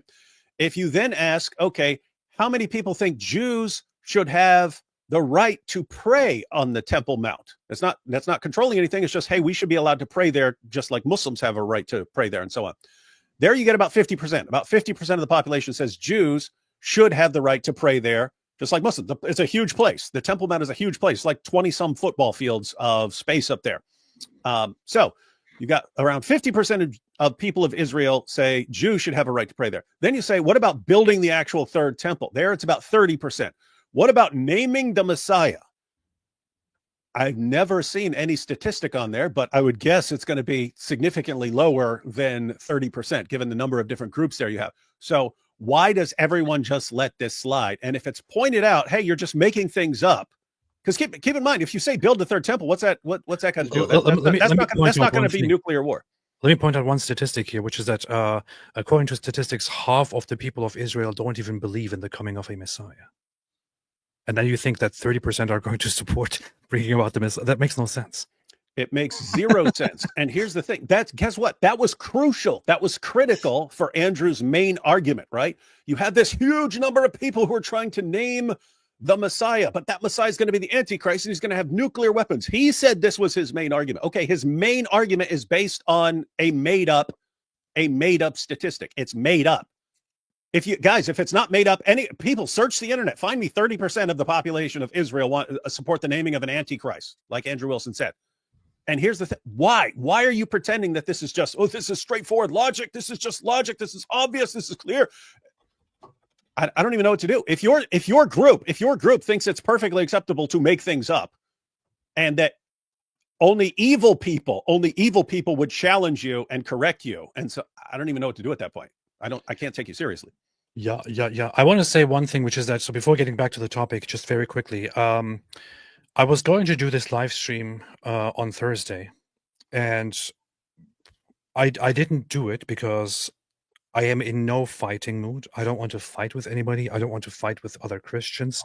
I don't want to fight with Andrew Wilson. I don't want to fight with DYER, despite the fact that they want to fight with me to no end. I thought to myself, right now, I'm not sure if I'm in the mood, and if I go live, I don't want this to turn somehow into a fight, and I want to just make this as respectful and reasonable as possible. Too late. You chose one.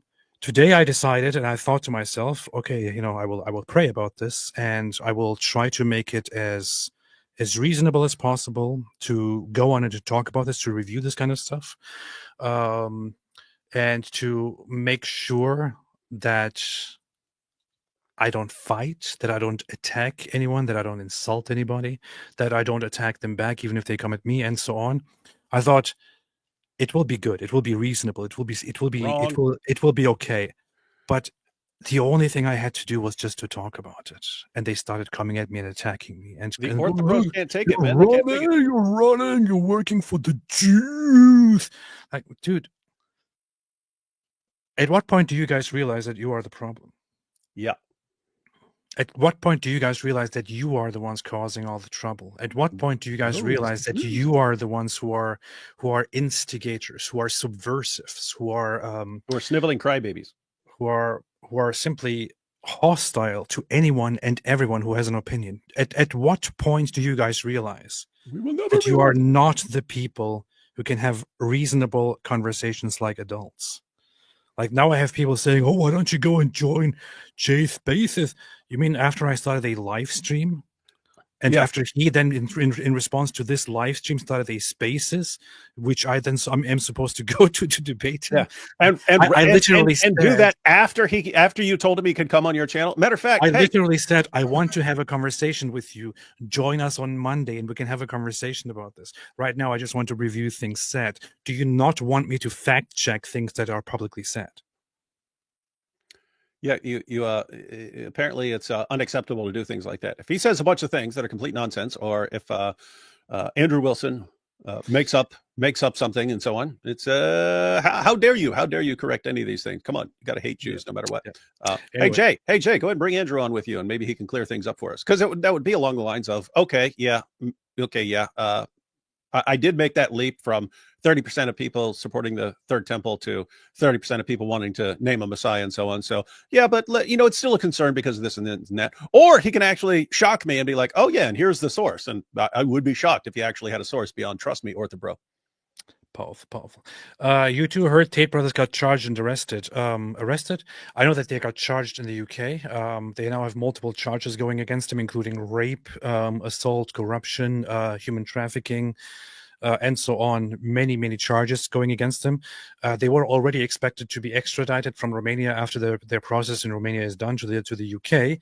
Now they have added on top of that really serious charges against them, deservedly so. I think the Tates should have no place in the world that is safe for them to go for what they have done so far. Very happy to hear that. Skyscraper Philosopher cleave to Antiquities in the chat recommends his channel for his excellent content on Protestantism versus Roman Catholicism and Eastern Orthodoxy. I can't recommend anyone's content without knowing exactly what they do and what they say. So welcome.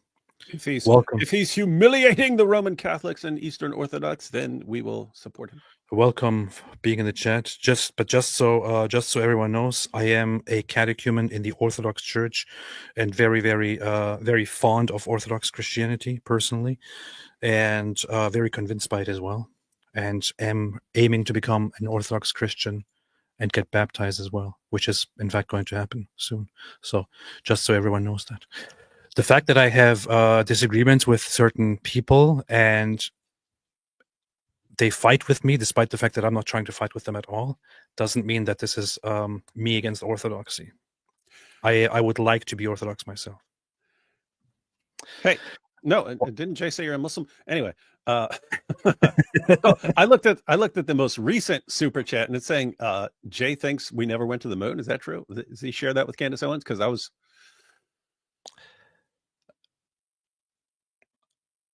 I don't know. That would be interesting. Jay, why you just mindlessly going along with everything Candace Owens says? Are you part of this group? Are you part of this weird cult that Candace Owens is in? You guys all Michael Fitt said, AP, are you proud of your humility? Yes, I am. I am absolutely proud. I even give myself the name the most humble, so it should be clear. Tat M. J. Dyer, Sam Shimon started attacking me out of the blue, then blocked me. He has problems. Also, J. Dyer attacks AP out of the blue and then blocks him. Yeah, it was kind of weird. He also says that he blocked me after I insulted him. He literally insulted me because I corrected him on something, which is very weird. Hey, by the way, that's always my position. If people want to blast other people, but they don't have a problem getting blasted in return, and so on, that's fine with me. It's always this double standard. Like I can say whatever I want, and you have to shut up. Don't like it. He's lying about you guys. Well, he can do that. It's okay. Orthodox. That's why they call him gay liar. Rabbinic Jews today who take their text seriously, they think Zionism is wrong. Then that they're not supposed to be in the land until their Messiah comes.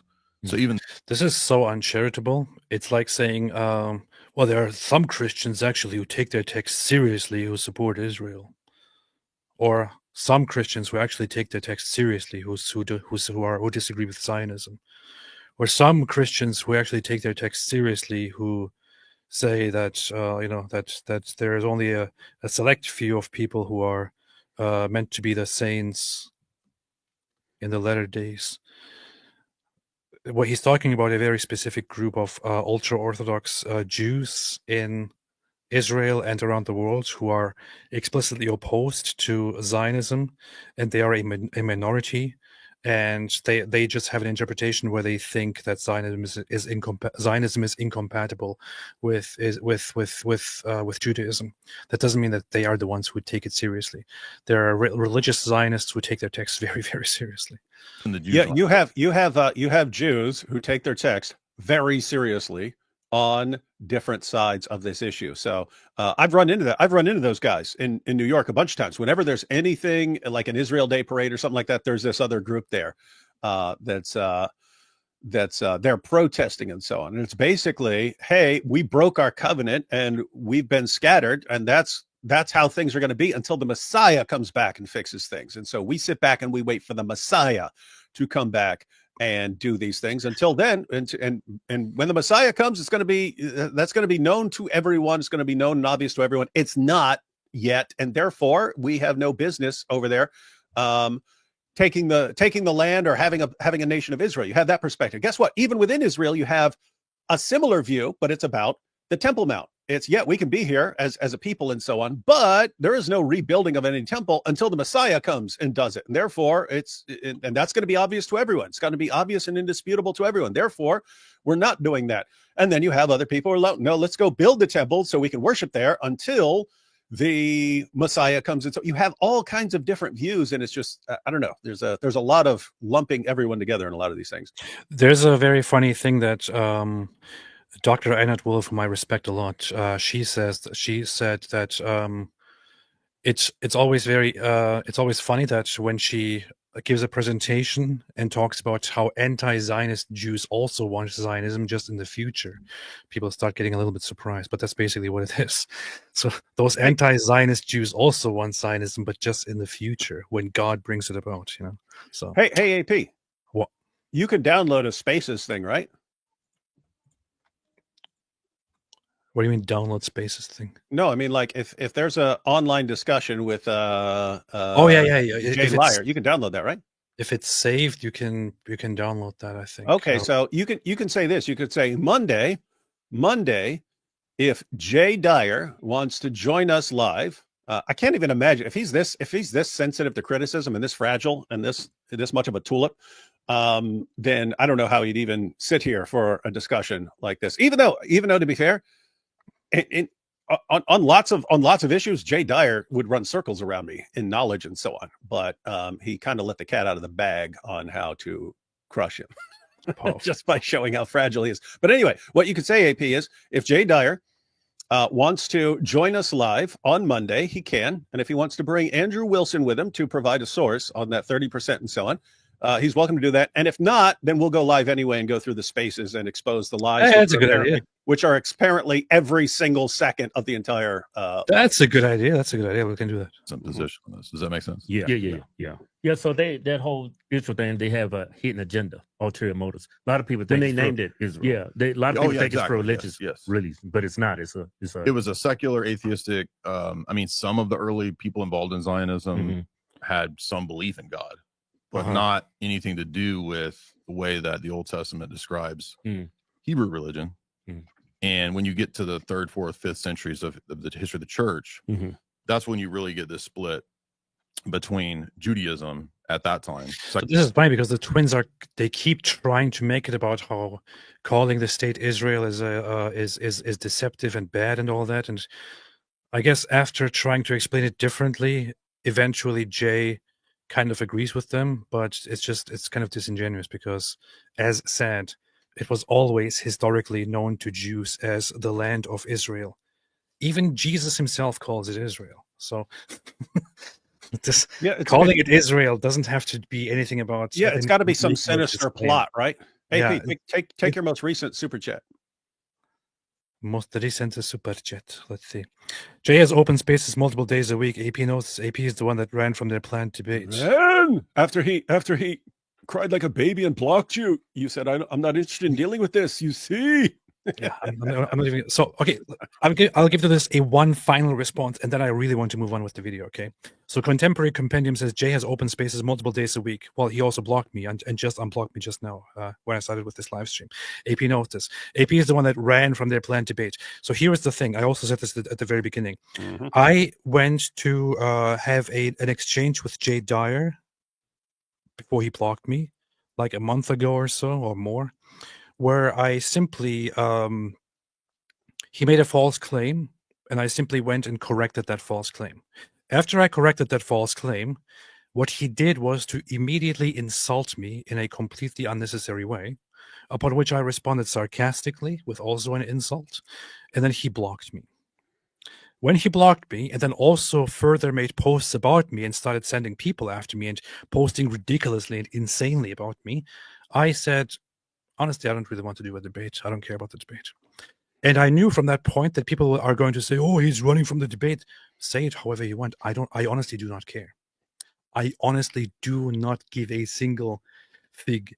I don't care at all if you consider this running, because I don't think that there is any benefit to having a debate with Jay Dyer if he acts like this, because he's not charitable, he's not good faith, it's not useful at all, it's not an interesting topic to debate, and honestly, in all honesty, he doesn't really have a huge audience that is going to be impacted by this. It's just a bunch of people who will say, "Oh yeah, Jay Dyer destroyed you, Jay destroyed him."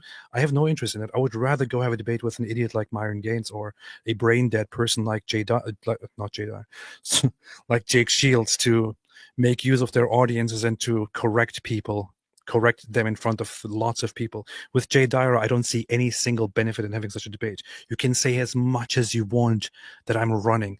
Guess what? I honestly do not care a single bit. It's not an ego issue to me. I don't care. Yeah. Hey, AP. It's funny here. These guys use the same tactics as the Dawa guys in the keyboard jihadis that we've been interacting with for years. It's all the same thing. It's all like, oh,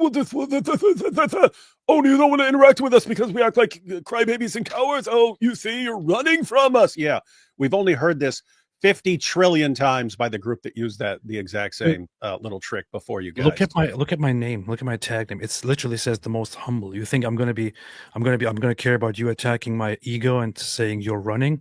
I am humble, man. I don't care about that. I'm the most humble person in the world. Idiot. Second Temple Judaism from the days of Christ up into the 2nd, 3rd century, in the formulation of what's called Rabbinic or Talmudic Judaism. Okay, wait. I want to. Take that comment. At that time, Second Temple Judaism from the days. Take that recent super chat, man. It's from the. No, one man. I want to focus on the freaking thing here. It's from Cleave to Antiquity, man. Cleave to Antiquity. There you go. Cleave to Antiquity. To be frank, Jay ran from a formal debate offer with me at Bless God 2 when he was on Ruslan. He can't talk about running. Powerful. Interesting. Thank you for that knowledge. Thank you for that. Lots of running from the Ortho Bros. Anyway, let's listen to what he says. In the formulation of that time, Second Temple, that's when you really get this split between the history of the church. Mm-hmm. That's when you really get this split between Judaism at that time, Second Temple Judaism from the days of Christ up into the 2nd, 3rd century, and the formulation of what's called Rabbinic or Talmudic Judaism. So that's when it really crystallizes. Mm-hmm. They collate in the 4th and 5th century the rabbinic traditions, and they say this is now what Judaism is, because they had to figure out a way to have the religion without the temple, because the temple was destroyed in 70. Collated in the 4th and 5th centuries. That's a little bit misleading there. What? Oh no, I don't know exactly about the timing, but he is correct in that. So in the first century, you actually had a bunch of different views and so on, and there were views that were later deemed heretical in rabbinic Judaism and so on. But that happens later, and yes, it's kind of all the result of losing the temple, then being expelled from the land, and okay, now what do we do as Jews? And that's when you start getting rabbinic Judaism.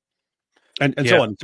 So then it became a matter of orthodoxy and declaring views heretical and so on. Yeah. But I'm going to listen to this further, but I want to talk about that a little bit. 70 AD. Okay. A way to have the religion without the temple, because the temple's destroyed in 70 AD. Okay. I believe Jesus is predicting that in Luke 21 and Matthew 24. So the temple's gone. Jews are in the diaspora again. And so they come up with a philosophy and ideology that allows them to kind of make up for not having the temple. So, well, you go to your synagogue, right? How do you do good works and sacrifice? Well, you give money, right? So it's like you make up for not having a temple and all that with this new rabbinic Judaism. And that's where we are today, that rabbinic Judaism. Yeah, so I would say that it's pretty much an mostly accurate description, I would say, of what happened.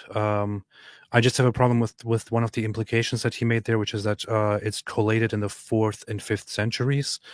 It kind of, not sure if he meant to say that, but it kind of alludes to a certain wrong idea that some people have, some anti-Jewish people have, where they say that rabbinic Judaism basically just came into being in the 4th and 5th centuries, or 5th and 6th centuries, or something like that. So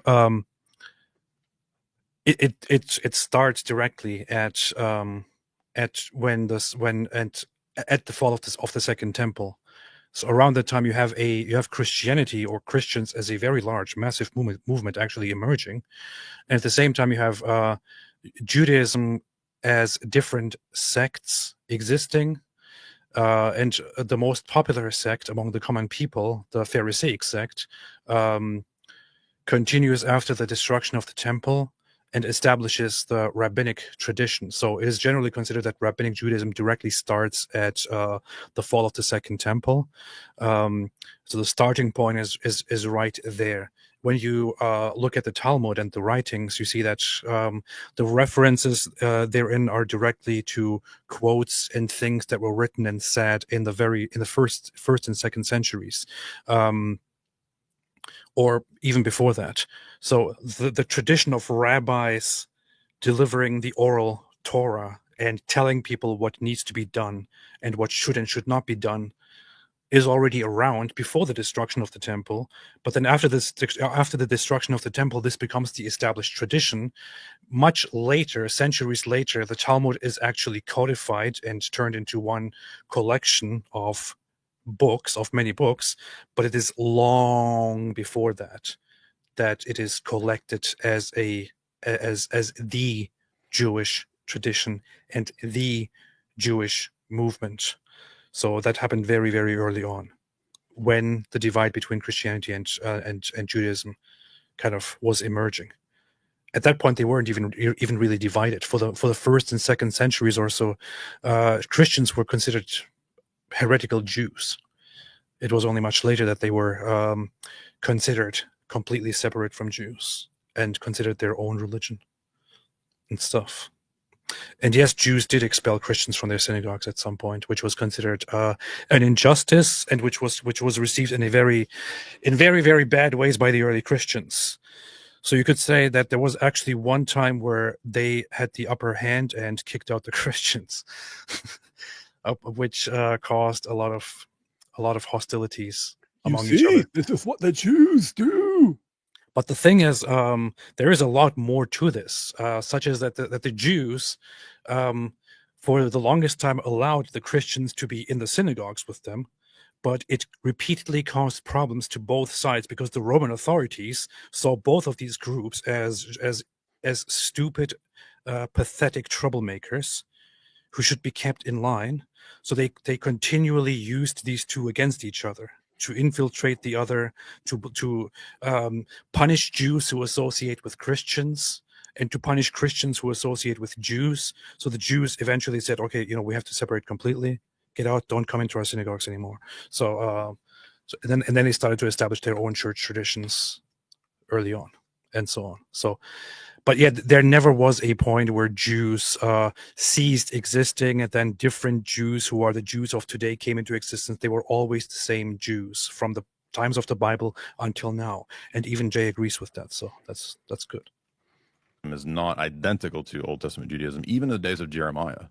If you read the prophet Jeremiah, you're going to notice that he talks about the lying pen of the scribe, and Jesus mirrors that when he preaches against the Pharisees in Matthew 22, 23, 24, and he talks about the scribes and the Pharisees sit in the seat of Moses, they're hypocrites. All of the, prophecies of the prophets will come upon this generation in vengeance. He says the vengeance of the prophets is coming upon this generation because they crucified the Messiah.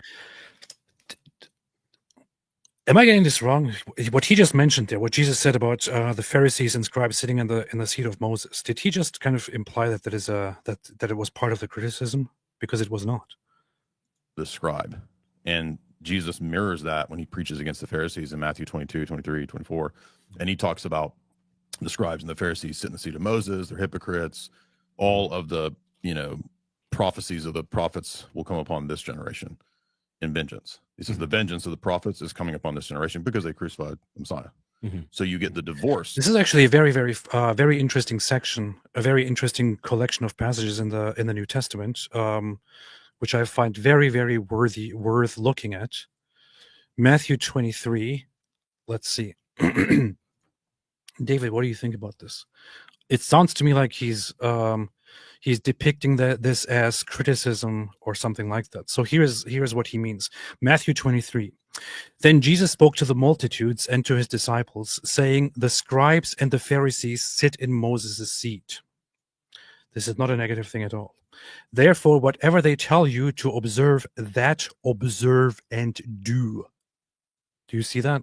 This is actually a very, very interesting thing here in the New Testament to me personally. So Jesus is saying directly that the scribes and the Pharisees are actually legitimate authorities, and he actually tells people to listen to what they preach. So listen to what they say, but don't do what they do. This is what he says. And here, that's the hypocrisy that's taking place here. So the scribes and the Pharisees sit in Moses' seat. Therefore, whatever they tell you to observe, that observe and do. So he recognizes them as actual legitimate authority who teach the law that was given to Moses, who are truly telling people that the real teachings that need to be followed. It then, however, continues. Here is where the criticism arises. But do not do according to their works, for they say and do not do. For they bind heavy burdens, hard to bear, and lay them on men's shoulders. But they themselves will not move them with one of their fingers. But all their works they do to be seen by men.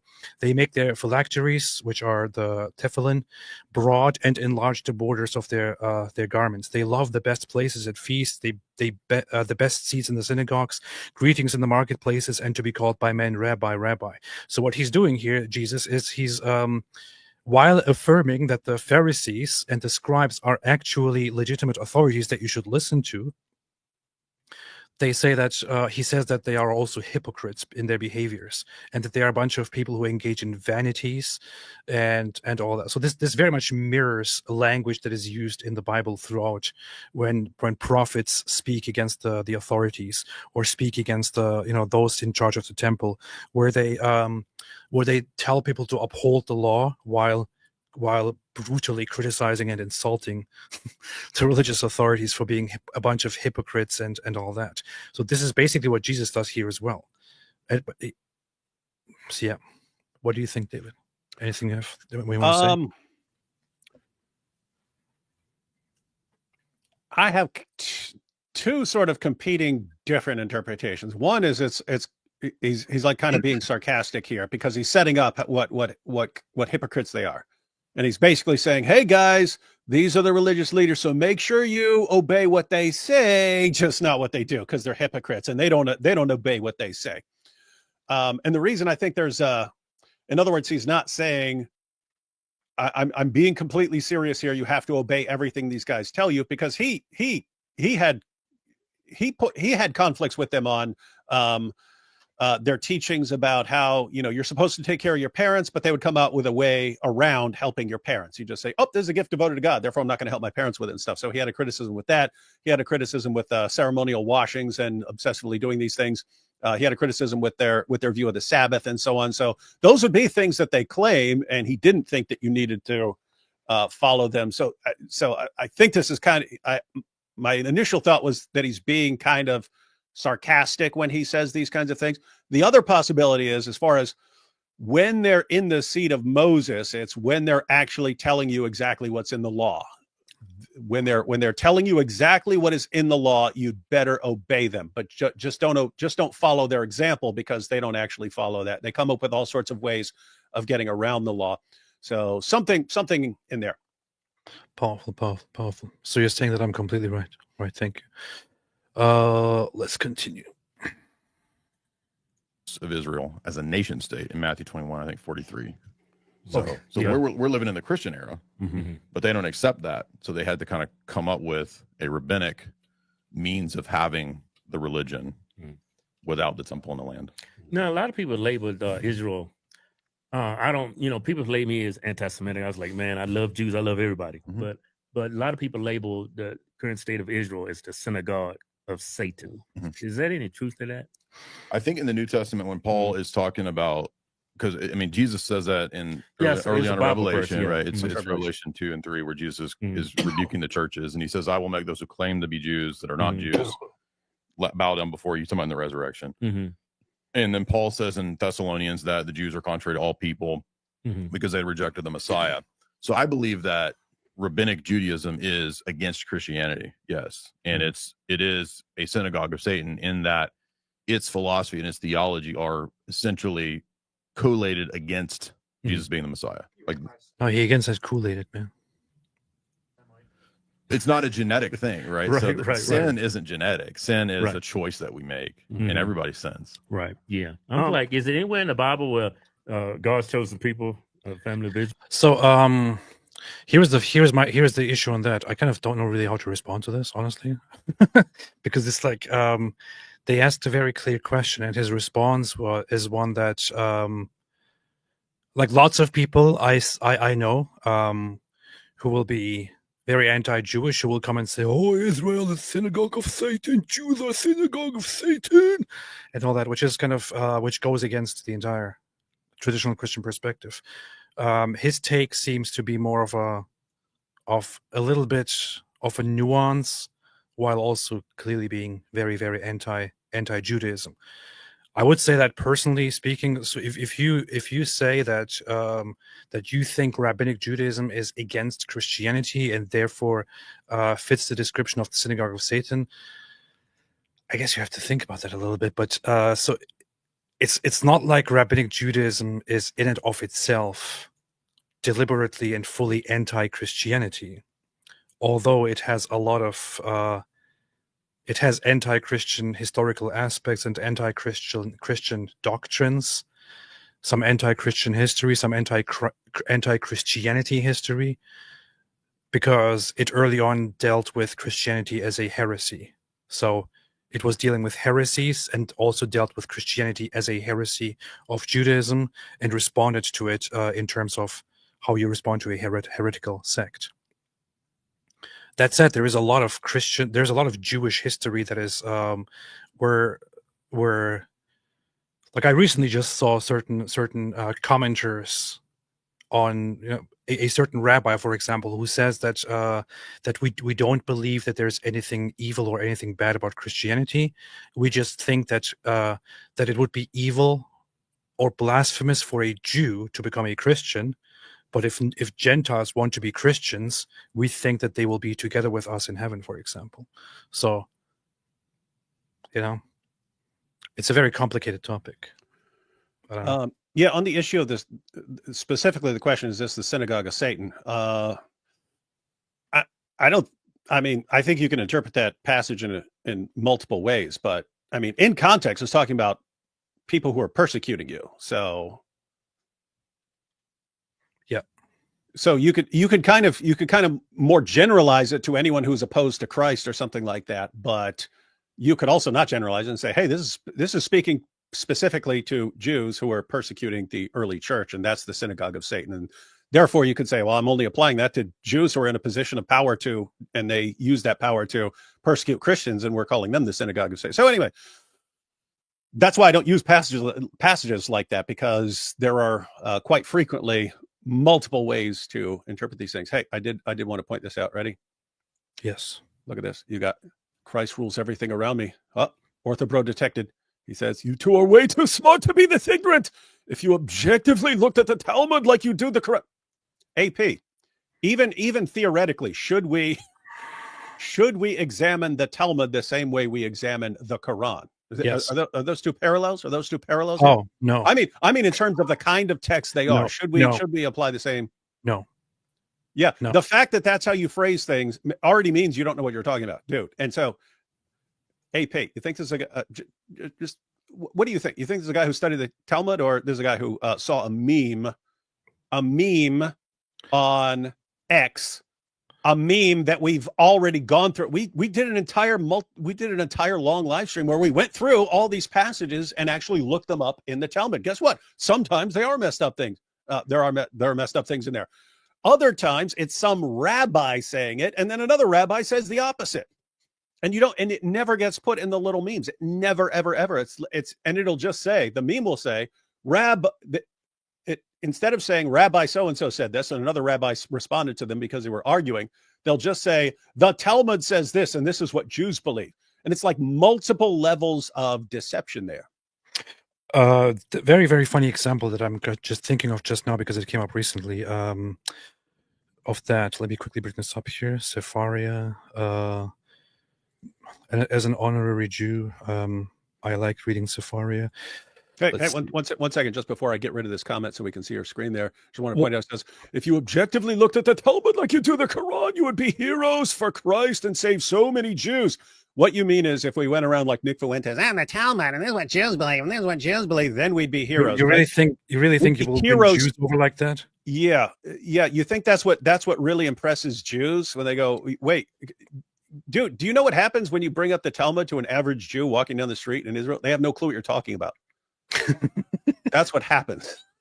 I know, because I've brought this up with people where I was specifically saying, hey guys, you know what people are saying about you guys in general and stuff. One, they're saying we can't walk down the street without people spitting on us. And guess what? Christ rules everything around me. You're probably the same sort of person who shares those kinds of videos. Look, here's a video of Jews spitting. You see, this is what Jews do. I'm saying, hey, you guys might want to respond to some of these things that people are saying about you. And I'm telling them, saying, so for instance, they'll say about the Talmud, blah, blah, blah. And I'm sitting there and they have no clue what I'm talking about. Why? Because you have a very diverse Jewish population with a bunch of different perspectives, running from all just completely atheist and secular to extremely, extremely rigid and so on. And you've got everything in between. And the idea that Jews are sitting around here, yes, Jesus is born like a human excrement. That's what you guys think. And you think that if we go and tell them that's what they believe, then their hearts will melt and they'll become Christians. Are you seriously this stupid? So anyway, dude, you go do things how you want, and leave it to the grown-ups to decide what we want to do. So here's the thing. As David also pointed out, Jews usually have the average Jew knows nothing about the Talmud, except so the average Jew knows what the Talmud is, and the average Jew has probably heard.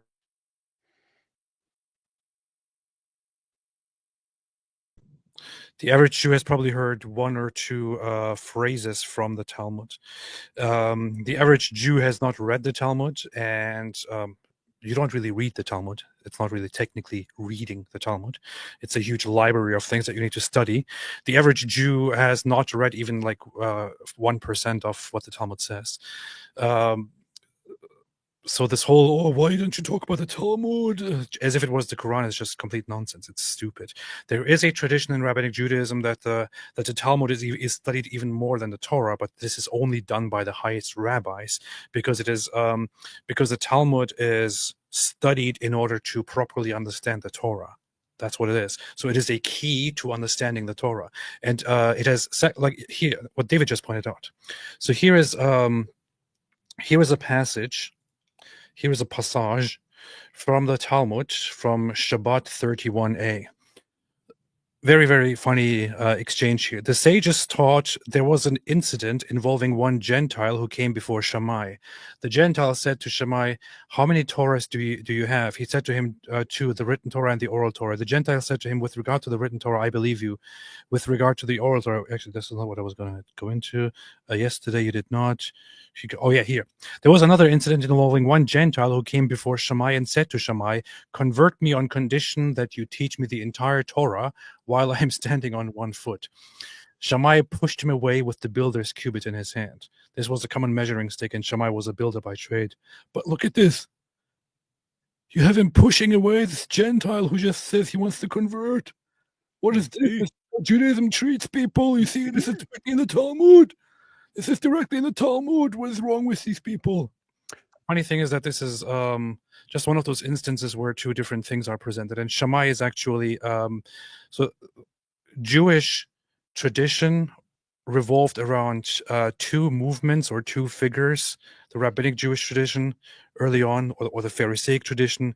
One was following an elder called Shammai, and the other was following an elder called Hillel, who became very famous and popular. And Hillel is generally the one who is with whom Rabbinic Judaism is very much in line. After presenting this incident, it then goes on and says, the same Gentile came before Hillel. He converted him and said to him, that which is hateful to you, do not do to another. That is the entire Torah, and the rest is its interpretation. Go study. You see how in this tiny passage here, there are two completely different attitudes presented by sages here. You could just read this one here and say, look at this. This is directly from the Talmud. This is how they treat people who want to convert to Judaism. Convert, and they hit you with a stick, and they beat you with a stick. And yet here it And they directly kill you says- with a stick. You killed him. Yet here the good perspective as presented in the Talmud is that the Gentile comes to him and says, I want to learn, teach me. And Hillel says to him, just that which is hateful to you, do not do to another. That is the entire Torah, and the rest is its interpretation. Go study. A sentiment also very, very popular in Christianity in the New Testament. Yeah, guys, you see how this works?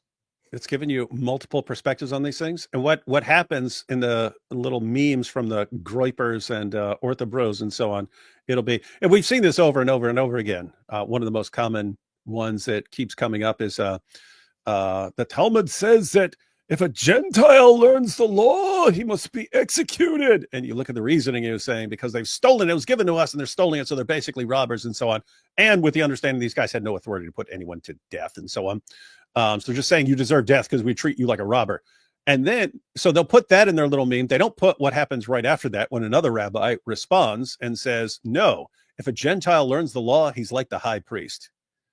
And you just get these completely different perspectives. They go through there, and what is this? This is a bunch of commentaries from rabbis giving their views and so on. You go through, and you say you pick the ones that you want to use to say this is what Jews are, and then you do that. You leave out everything else, and you say this is what Jews believe, even though your average Jew has never even heard that, and the ones who have read it would not interpret it the way you're doing. Yeah. There is one perspective, which is that so Jesus most likely is very familiar with this quote, because so Hillel the elder came a little bit before Christ, and the Pharisees that Jesus was interacting with, that he was pretty much participating in worship with, would also follow the school of Hillel the Elder. So this phrase here, which is very, very popular in rabbinic Judaism and was popular among the Pharisees, was probably very, very much known to them. So there is a perspective that when Jesus repeats the phrase of do unto other as you wish to be done to you, and so on, that he's actually interacting directly with the tradition that is presented here by Hillel the Elder, and it's actually kind of responding to it or correcting it. Of course, that is a view that he's correcting it or doing or saying something even better than it was established in the Jewish tradition that he was around. So this is all very, very much connected, but you don't really learn this when you listen to Nick Fuentes and the Groypers. Yeah, that's true. So the general principle for all you Groypers, Orthobros, keyboard jihadis, and so on who are watching, the general principle is if you want to criticize the Talmud, just do it accurately and don't say, especially after you've completely ripped something out of context and ignored what comes right after and so on. You would not respect anyone who comes to you and treats your book like this. So if you want to criticize it, find something. And if you want to criticize it, say it accurately and say, here's what a rabbi says in the Talmud. This is what a rabbi says in the Talmud. And for anyone who agrees with that rabbi and doesn't agree with the rabbi who responded, for anyone who agrees with that rabbi, that's messed up because this rabbi said something really messed up. You wouldn't hear a word of criticism for me, because that's how you should criticize something if you want to criticize it, whether you're talking about the Bible, the Quran, anything else. The funny thing is also one of the things that should also be noticed when Jesus interacts with the Pharisees in the Gospels. There is a lot of emphasis on the Pharisees because Jesus was interacting with the Pharisees very frequently and was arguing with them. But the thing is, he was also very, very good with them, actually. He also had lots of good interaction with certain Pharisees. Most famously, we know of two Pharisees, Nicodemus and Joseph of Arimathea. So two Pharisees that were actually famous, that are also known in Jewish tradition, that were very, very sympathetic toward him, that are considered converts. But even later on, we have a Pharisee, Gamaliel, for example, who is very respected in early rabbinic Judaism, who is credited in the book of Acts as when the Sanhedrin seeks to punish the early disciples of Jesus after the death of Jesus, he speaks up and says, brothers, be reasonable. Don't seek to kill these people. So you have a very famous Jewish Pharisee stand up in the Sanhedrin to say, guys, let's not be ridiculous.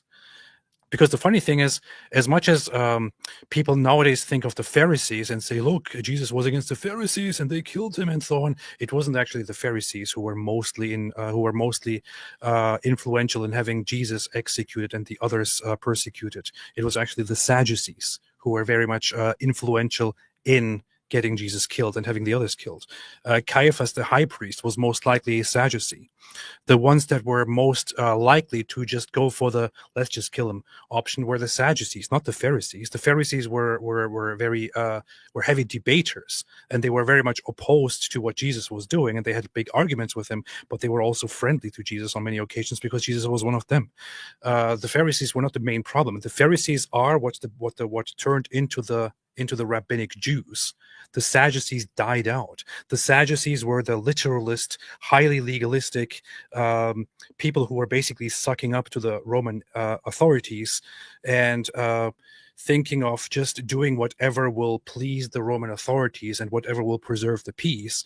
They were also opponents of the Pharisees. But after the temple fell, the Sadducees were no longer relevant and they died out. The Pharisees took over and they became the rabbinic Jews. And they were not the ones who were mainly behind executing Christ or persecuting and executing the apostles and so on. So there is a lot of nuance to this. Jesus and the others never collectively depicted the Jews as a blanket one group and put them all together as collectively evil. Never happened. Check this out. Wade Davies said, do you want to criticize the Talmud, D. Wood? No, no, not really. Don't want to criticize the Talmud, the Tripitaka, the Bhagavad Gita, the Book of Mormon. Not really interested. Why? Because I kind of prioritize the group that's rapidly expanding due to birth rates, and it admits that it wants to kill me and all my friends. I kind of focus on the group that wants to kill me and all my friends and is about to take over large European cities and so on. More concerned with that than with a group that, what have Jews ever done to me? What have Jews ever claimed that they want to do to me? Right. So, I mean, keep in mind, I get endless constant threats to kill me and everyone around me and so on from one group. Tend to respond to those guys. So yeah, I prioritize that. I'm not telling anyone else because there are people who deal with Mormonism and yeah, I'm not telling anyone else what they want to address, what they should be addressing. Saying me personally, I kind of go with whoever is trying to exterminate me or whoever is aiding them in that in various ways. So that's well, to be fair, we are also paid by the Jews to not criticize them. So that's true. That's true. We get fat stacks of shekels. And then this one, D. Wood lumping. Dude, this is so brilliant. Like, oh, D. Wood. Please. Wait, okay. Put it back. Let's be done. No, I don't care about just one second. Look, D. Wood. No, this is the point. D. Wood lumping ortho with Groiper and Muzzy. Gay pride. Dude, what have I been saying this entire time? If you guys are doing something and then you flip out when someone just does the exact same thing and you flip out, you've got a serious problem with hypocrisy, right? When you say, oh, if you disagree with us, you're supporting the Antichrist. And I go, no, if you disagree with me, you're supporting the Antichrist. And you cry like babies, then you got a problem. What have we been pointing out this entire time? What did Andrew Wilson, look, you see, they're all part of this group. They're all part of this group that all want to bring about the naming of the Antichrist and stuff. You lump everyone together. People who don't share the same views, but they share some particular view, you then lump them all together on all kinds of things. You guys do it over and over again. And you guys lumped us together earlier in this live stream. You lumped us together with Charlie Kirk and said we're all part of the same group. That was on Jay Dyer's little show that he was just on. So what do I do? Oh, okay. Since that's what we do, we disagree with someone and we lump them together with everyone else. Or I'll do it with you. And then that's so gay. It's gay when I do it, not when you guys do it constantly, right? I'm imitating you, you giant moron. I'm imitating what you guys are doing. And you instantly flip out, which is what I started off by saying. You're complete hypocrites, just like the Pharisees were. And Jesus condemned it. Would he be okay with your hypocrisy? My goodness. All right. There you go. Back to everything you wanted to cover. Are Are you happy now? Yeah. Powerful. Orthodox Study Bible says about 23:2, to sit in Moses' seat means to hold the succession of office down from Moses himself. In the synagogue, the teacher spoke while seated as a sign of authority. St. John Chrysostom notes that the scribes were depraved in thought and in heart, yet Jesus still upholds the dignity of their office, for they speak not their own words, but God's. Likewise, within the church, the clergy are to be shown respect because they hold the apostolic office. It's pretty much the perspective that you just talked about in a way. So powerful. Israel, do they got immunity from the Ten Commandments? No, of course. Look at this. Look at this. Look at this. This is where things get ugly. So sin isn't genetic. Sin is Right. a choice that we make, Mhm. and everybody sins. Right. Yeah. I'm like, is it anywhere in the Bible where God's chosen people, family of Israel, do they got immunity from the Ten Commandments? No, of course. That's why rabbinic philosophy comes about, is to come up with excuses and Right. casuistry. I mean, you've probably seen like the way that Hasidic communities Mhm. come up with creative, shall we say, ways to get around the Sabbath. You know what I'm talking about? Go into it. Okay, so like if you look it up, this Like that escalated very, very quickly. How did this entire conversation suddenly get into these twins basically accusing Jews of acting like they're exempt from the Ten Commandments? What even is the implication here? What exactly are they implying? What are Jews doing that makes them exempt from the Ten Commandments, apparently? And then J. Dyer then responds to it and says that Hasidic Jews come up with creative ways to get around the law, and he's going to expand on that in a little bit. But what just happened here? It's like you have two sides, the Hodge twins and Jay Dyer.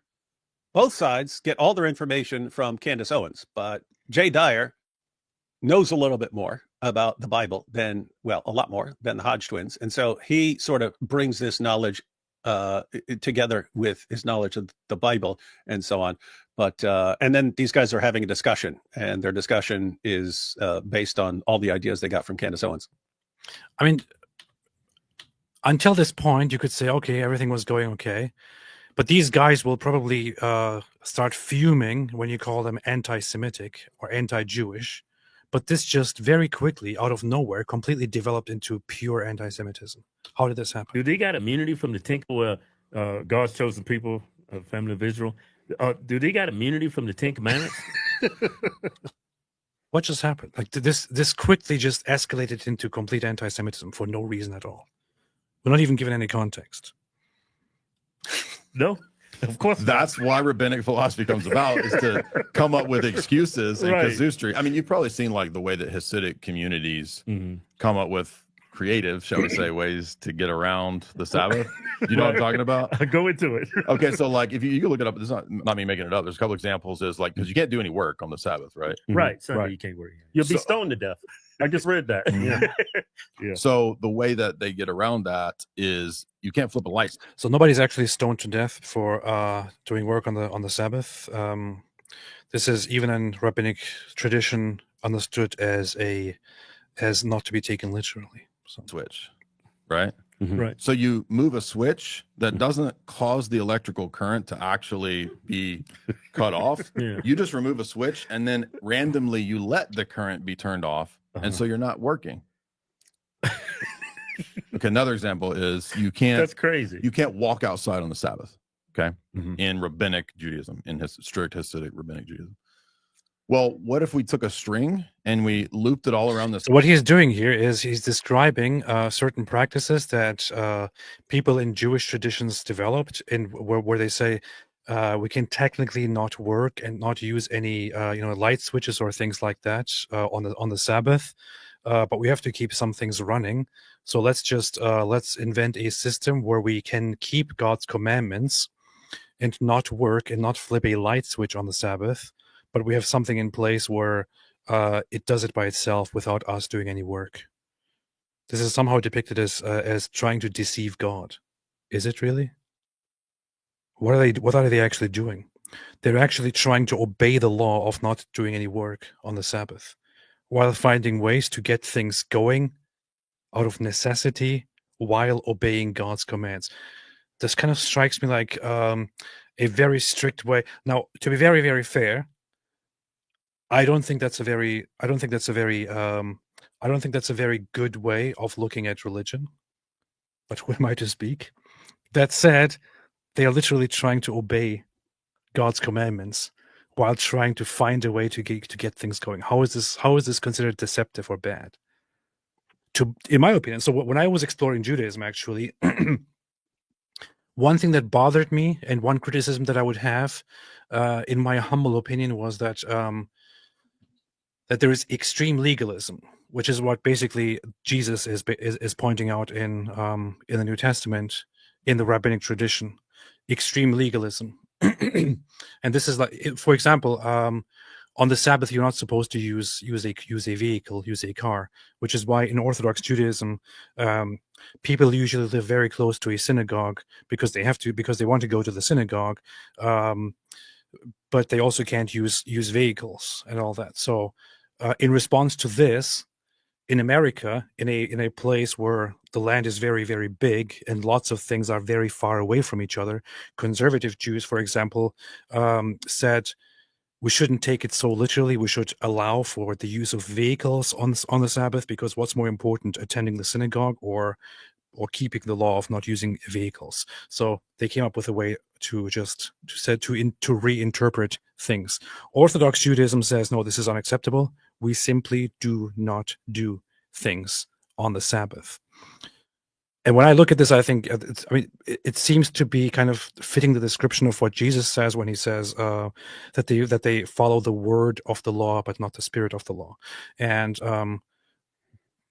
with a completely non-Christian view, the whole highly legalistic aspect of Judaism, of rabbinic Judaism, did really bother me looking at it, and I still think it's a little bit questionable. The whole let's just do everything with complete precision to keep the law is kind of not how I would understand the Bible. But then again, I'm just some dude.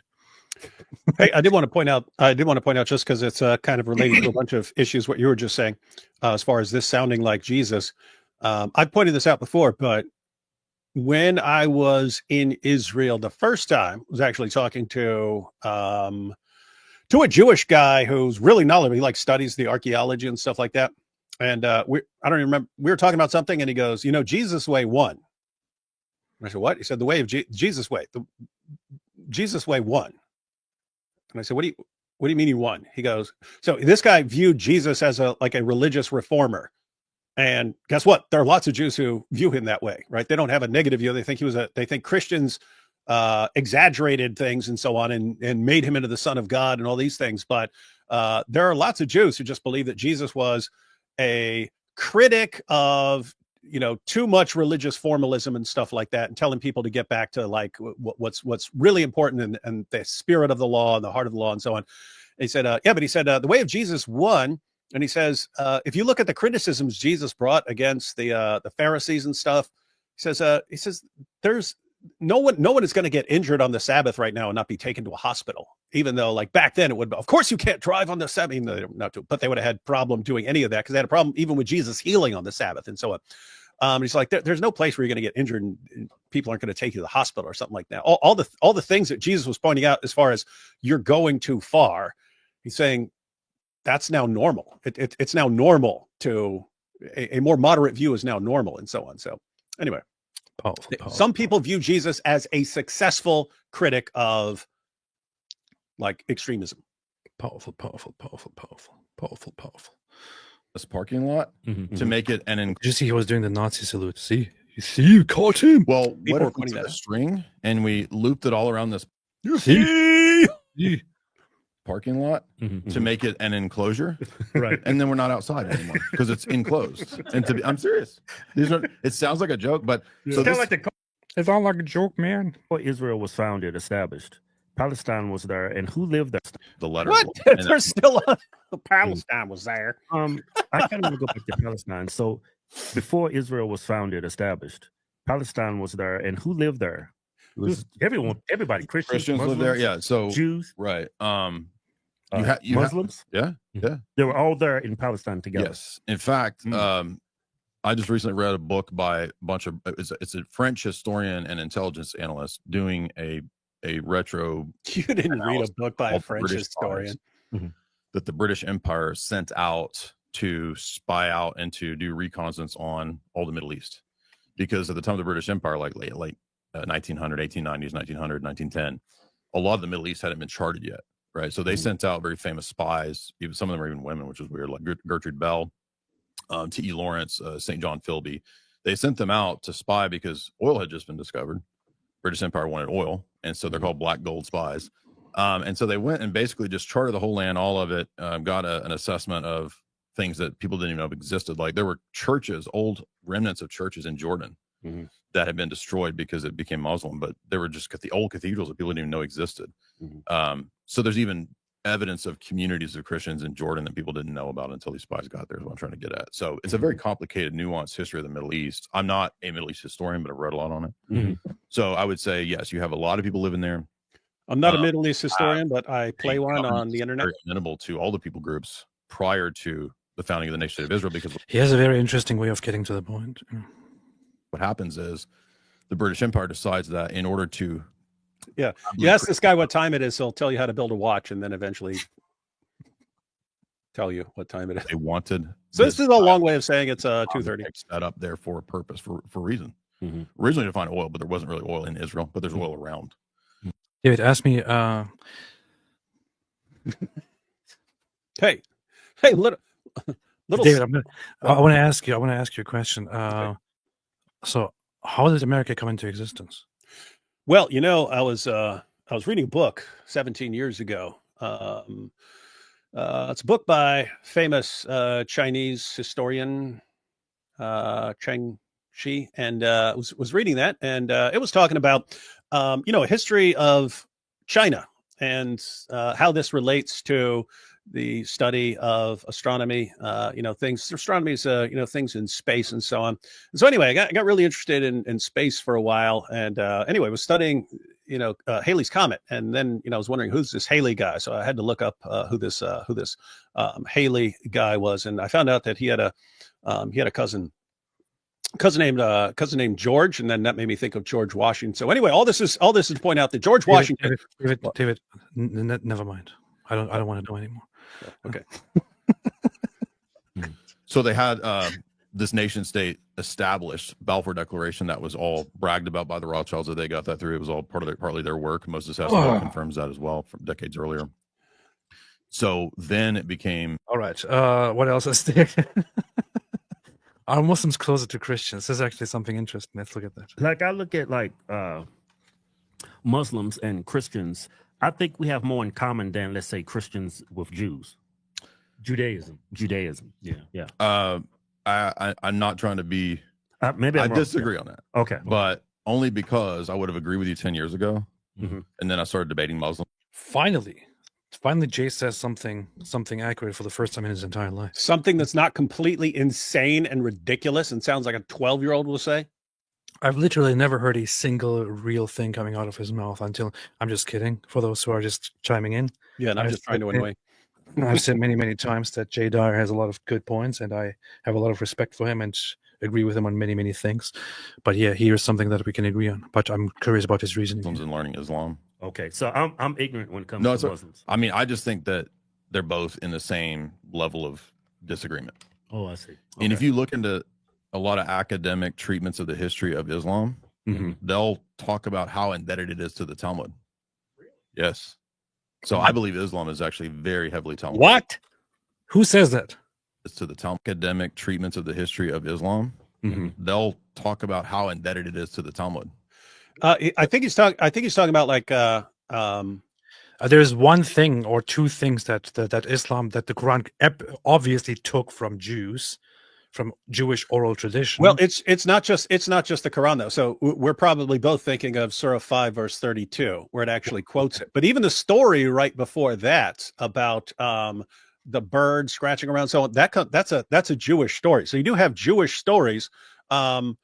You can't say that they're all like taken from the Talmud. What you could say is Muhammad's hearing stuff from Jews, and some of this stuff also gets put in the Talmud and stuff. Some of these stories, in other words, you have stories that are going around and stuff. Muhammad's taking these stories, and a lot of these same stories end up in the Talmud, being recorded in the Talmud as well.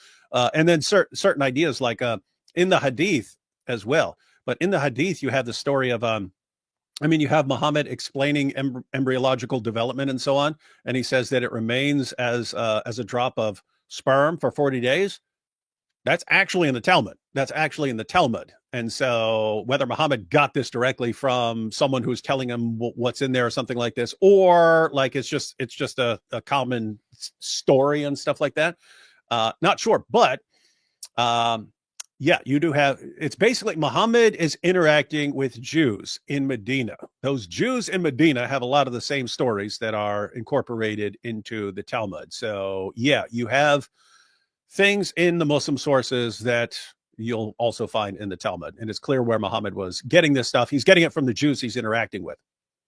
Yeah, so there is one of those things very famously known where the Quran basically says, because of that we decreed upon the children of Israel that whoever kills a soul, unless for a soul or for corruption in the land, it is as if he had slain mankind entirely, and whoever saves one, it is as if he had saved mankind entirely, and our messengers had certainly come to them with clear proofs. Then many of them went astray, and then it says, just kill everyone who causes corruption and so on, and slaughter them brutally and cut off their hands and feet. Anyway, but this tradition here where it says, we decreed upon the children of Israel, Muslims think that this is something that Allah told the Jews in the Torah, but it actually comes from the Talmud. It's actually literally rabbinic interpretation in the Talmud on the Torah. So, but the issue here is, again, as David just pointed out, it wouldn't be that Muslims took stuff from the Talmud. It's rather just that Muhammad was a dude he just heard things and just took them as a revelation. He believed whatever people said, and Jews famously probably told him this. So he took it and said, "Oh, and this is what Allah taught the Jews." So he was simply adopting what he was not understanding. And this is actually a big blunder and shows that the Quran is completely made up by a person, because it treats that as divine revelation when it was just rabbinic interpretation. Similarly, the Quran has Muhammad hearing certain Christian folk tales and then adopting them as truth that was revealed by Allah. So this is one of those instances, but that doesn't really mean that the Quran, that the Quran is Talmudic or took things from the Talmud or anything like that. Yeah, I just want to add real quick, just because it's hilarious, and there may be people who don't know how hilarious this is. You point out it's basically hilarious that the Quran is claiming to be the speech of Allah, and it can't distinguish between when a Jew is saying something that's from the Torah and when a Jew is saying something from a later rabbinic commentator, something like that. Muhammad couldn't tell the difference. He thinks that all of this is like straight out of the Torah, right? This particular, but here it's doubly hilarious in this instance because Muhammad leaves something out that's in the rabbinic commentary that is absolutely crucial for understanding what's going on here. So you read this, and this happens right after the story of Cain and Abel in the Quran. So Cain kills Abel, and then a bird shows up and teaches Cain how to bury Abel and so on. And then it says, because of that, we decreed for the children of Israel. Like, because of what? It says, because of that, we decreed upon the children of Israel that whoever kills a soul or for corruption done in the land, it is as if he's slain mankind entirely. It's like, where are you getting that? There's no connection to that in the Quran with what happens right before it. You could read it 1,000 times. What's the connection? Cain kills Abel, and so therefore we decree. What's the connection? You actually have it in the Talmud. The connection is there in the Talmud. Hey, keep talking. I'll be right back. Go ahead. So in the Talmud, there's actually the connection. It gives the story of Cain and Abel, but then God says to Cain, your brother's blood cries out to me from the ground. And the Jewish commentator in the Talmud reasons. He makes an inference based on the word that's used there for blood. So you read it in the Bible, in your English translation, it just says, your brother's blood cries out to me from the ground. A rabbi said, actually, what it says there is your brother's bloods cry out to me from the ground. Your brother's bloods. It says, why is it using a plural word? Why is it using plural here? And he says, it seems like God is telling us that when you kill someone, you're not just killing him, you're killing all of his future descendants as well, because it's all the blood. This was a person who was going to give birth to tons of people who would fill the world. I mean, he's one of the first human beings, and so he's gonna this person's descendants are going to fill the world, and you killed him. By saying bloods, it's as if you're saying that, it's as if God is saying you killed everyone that was going to descend from him. And then it says, and then the conclusion is, therefore, if you kill someone, it's as if you're killing all mankind. So that's notice it's actually connected. There's the story of Cain and Abel, then this person picking up on the use of the word bloods there and making an inference and then concluding this. The Quran tells a story. Here's the story of Cain and Abel. Therefore, if anyone kills a man, it's as if he's killed all mankind. It's like, what? That makes zero sense. It makes perfect sense if you have the rest of the commentary in there. But Muhammad, so it's like Muhammad is hearing things from the Jews, and he's missing some things. He's missing some details. He doesn't know what he's saying. So this is the same thing that we're familiar with the Quran saying that like Jesus is the word of Allah, and them not understanding what that means and so on. That's Muhammad. He's pretty sloppy in what he's including in the Quran. Powerful. Anyway, why are you trying to threaten the Ortho with your? I believe Islam is actually very heavily Talmudic. In fact, there's a lot of things in Islam that don't make sense, really, other than it's just what God tells you to do. Like they have a lot of the dietary restrictions that come out of the Judaism. Like here's the funny thing. The first person from the Jewish Christian camp that Muhammad was actually influenced by, according to Islamic tradition, was a Christian.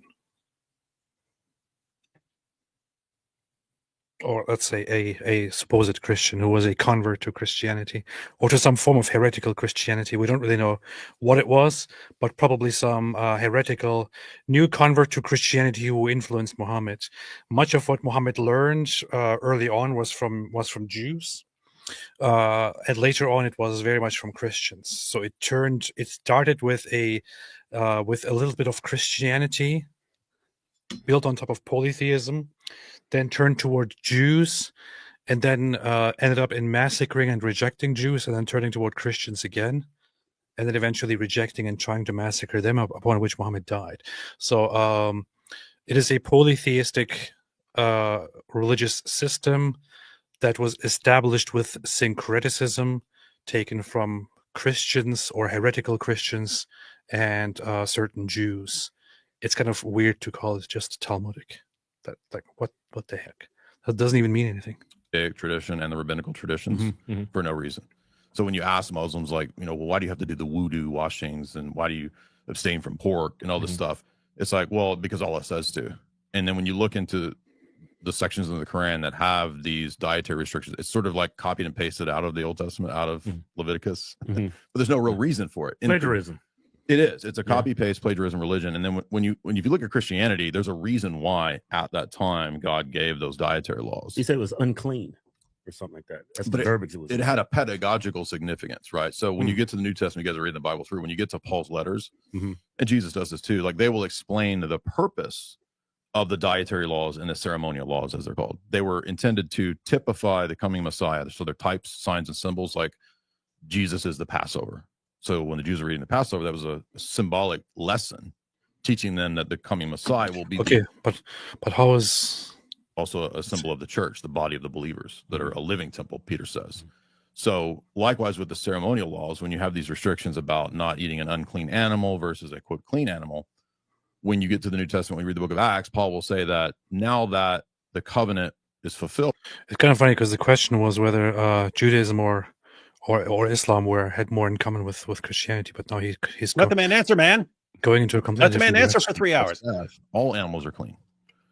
That pedagogical, what matters is the spiritual principle behind the unclean and clean foods is evil actions versus good actions. Okay. So it's a symbol that symbolizes moral good and evil. Okay. Yeah. And it's fulfilled. And so religions like Islam and Rabbinic Judaism are trying to keep things that don't have a purpose without that key figure of the Messiah who fulfills the purpose of those things. Because those things you said is plagiarized. They're taking things out of context that doesn't make sense in their Bible. Because that religion is only about 600 years old.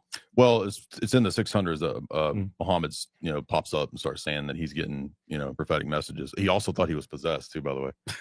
There's a hadith where which you don't know, hadiths are like the oral traditions. Hey, this is true. This is true. Hey, as long as Jay's talking about Islam, he's getting some things right for once. Yeah. Jay, how about you just talk about Islam? Yeah, just focus on that. Don't talk about anything else. And Muslims believe that you have to believe hadiths, like the strong hadiths. They're just as necessary as the Quran. So it's not just the Quran. A lot of times Muslims say, oh, you just have to believe the Quran. You also have to believe all the hadiths, which is this vast books of traditions. And there's one of them. So here's Mikhail Emmanuel saying, will you debate Jay on Monday? He offered it today, which could have added more context to what Jay is saying. I said it 50 million times. I invite Jay to go live together with us on Monday. I said it before. I said it before he set up a spaces where he then was just weirdly attacking me, which just seems kind of bad faith and dishonest. But I said it before as well. I am happy to invite him and to talk to him on Monday. The fact that he just jumps in now and says, "Oh, you're not even talking to me," is kind of weird considering that he's the one who blocked me. Yeah. And again, Say one word and I'll block you. But you need to always be nothing but respectful and open to anything. it's like, how do you not see it? It's, I don't know. It's weird. Says that Muhammad was worried because he would fall over and he would start foaming at the mouth. Right. And he was like, I feel like I might be possessed. And all of his like warlord Arab followers were like, no, you're good, dude. You're good. It's a prophecy. It's a prophecy. Hey, what's this Islamophobia going on? These guys all laughing at Muhammad just because, he thought he was demon possessed. I'm going to call care to. By the way, yeah. So, yeah, you got a couple different things. So you have Muhammad initially thinking that he's demon possessed. Then you have Muhammad trying repeatedly to hurl himself off a cliff because he didn't want people to make fun of him for being demon possessed. Then you got the story of the satanic verses that Muhammad delivers revelations from Satan because he can't tell the difference between a revelation from Allah and a revelation from Satan. Then you've got the story of Muhammad believing that he's been bewitched, that he was a victim of a magic spell that gave him delusional thoughts and false beliefs. Then you have the story of him receiving his revelations, and it sounds like something out of an exorcist film, not like something that we would be familiar with from a Christian perspective. He's like, he's pointing out, he's like, his face is turning red, he's falling on the ground and so on, and so they would start sweating and profusely, even if it's cold and so on. So you have that kind of things. And then you have the story of Muhammad's interaction with the men of Al-Zut, who, if you believe these were humans, then he was getting gangbanged, or there is the interpretation that these were jinn. And it's interesting, the word there that's translated as they mounted him or they rode him all night long, which again sounds like a bunch of guys gangbanging him. If that's referring to jinn, the same word when used of spirit beings can also mean possessed, and so he was possessed all night long, or getting gangbanged by these jinn and so on. So anyway, the point is, there's a lot of stuff in the Muslim sources where Muhammad sounds spiritually really, really messed up, not to mention morally messed up. With halal gangbang. Well, hey, whoa! Oh my goodness! What? What? Oh, look what Sal said. Sal. I'm working on an Albert song. Awesome. Sal makes nothing but bangers, man. But all right, let's let me take a few super chats here. CA says, "Do you support prosecution of Orthodox in Ukraine?" I support prosecution of everyone who needs to be prosecuted, or who has committed a crime, or possibly committed a crime, or who is accused of a crime. Do I support persecution of Orthodox in Ukraine? Definitely not. That's a completely different question. But you didn't really ask that question, so yeah. Yeah, you didn't ask that. Specifically about prosecution for crimes. Yeah. Zut in the butt says in the butt. AP David Wood, do you support a state for the Al-Zut, a place where they play can touch butt in the peace? I think Sindh area of Pakistan is where they are from. Yes, 100%. Yes, someone the other day was posting a little clip from Cypress Hill. This before your time, AP, long before you were born, but there was a song, Insane in the Membrane, Insane in the Brain. But they were posting that Insane in the Membrane, but they were posting Al-Zut in the man butt. Anyway. You think I don't know Insane in the Membrane? People are very rude. It's before your time, bud. I know this. I know it. Ayatollah Khamenei, DYER is following the most simplistic Russian conspiracy theories and most base Russian Orthodox conspiracy theories that only the most mentally dented believe in. Orthodoxy is about finding God, not anti-Semitic geopolitics. Now, these are some very, very mean words about DYER, which I would personally never say. But yeah, there was a very, very good article recently written by I think by an Orthodox, interestingly Russian Orthodox metropolitan. I hope I could find it. It was in response to, it's something that I would want every Christian, every Orthodox Christian, especially those who are trying to be as based as possible, to hear. Damn, can somebody send? If my wife is listening, if you can send me the article or a link to the article that was recently written by the Rokor Metropolitan in response to that news article about Orthodox Christianity, I would love to read that out loud, because it was a very, very good thing about how if your concern with Orthodoxy is politics, you should just not join. You should only join if you want to be faithful, if you want to be healed, and so on. So, yeah. Your favorite mate, you're watching Hodge Twins. They're very anti-Israel and anti-Jew now, which is very unfortunate, and I'm not really happy about that. Powerful. I didn't really know anything about them except that I saw them here and there, and they seem to just do funny stuff. And then they became very anti-Israel and anti-Jewish, which is funny because they don't know anything. Ayatollah Khamenei, Rabbinic Judaism post-Jesus is garbage theologically. Rabbinical Judaism post-Jesus is garbage theologically. I don't see why anyway is around this. However, the idea it is about subjugating goys is retarded. Yeah, it is not about subjugating goys. It is just a religion. That's it. Mumu Joe, what the Hamas and co did is barbaric. Many Palestinians support them enemy. If that Amalek, what's wrong with comparing? Yeah, they're Amalek. They're literally Amalek. Andrew Limpris says the Rothschilds are ones who tighten the jar extra tight. Dude, I'm trying to make peace with Andrew Wilson. Yeah, and I've already said it. I think his arguments are pretty sloppy, and that he needs to add some sources and quit saying, "No, I don't need sources. I just need logic," and so on. But as for the jar and AP, when I pointed out, I said, "Hey, every guy's," but I'm usually like the biggest guy in a room, so I'm the one people hand the jar to open this jar. I'm saying, I do recall a couple instances in my life where I was like, "Oh, no, my hands are a little slippy. I can't get this jar open." In fact, that happened to me like a couple of days before the thing with Andrew. I was trying to open a jar of salsa and I couldn't get it happened. So I'll defend him on that point. With that said, I will use it against him for the rest of my life because there's no video footage of me failing to open a jar. Oh, I think I've got it. Wait a minute. Are you going to show the clip of him failing to open a jar? No. Oh, good. Here. I wonder if I want to read the whole thing. So this is written by who? That's probably at the beginning. From the diocesan bishop. The following brief talk was given by His Grace Bishop Irene of London in Western Europe after the Divine Liturgy of 25th May 2025 in the Diocesan Cathedral, London. This was in response to an article that came out, which was about how American men are joining the Orthodox Church because they are promised unreasonable amounts of masculinity or something. Yeah, you become a real man if you join us. Otherwise, you're a little weakling. So here it is. It goes, Christ is risen. I wish to say a small word here after the divine service in the name of the Father and the Son and the Holy Spirit.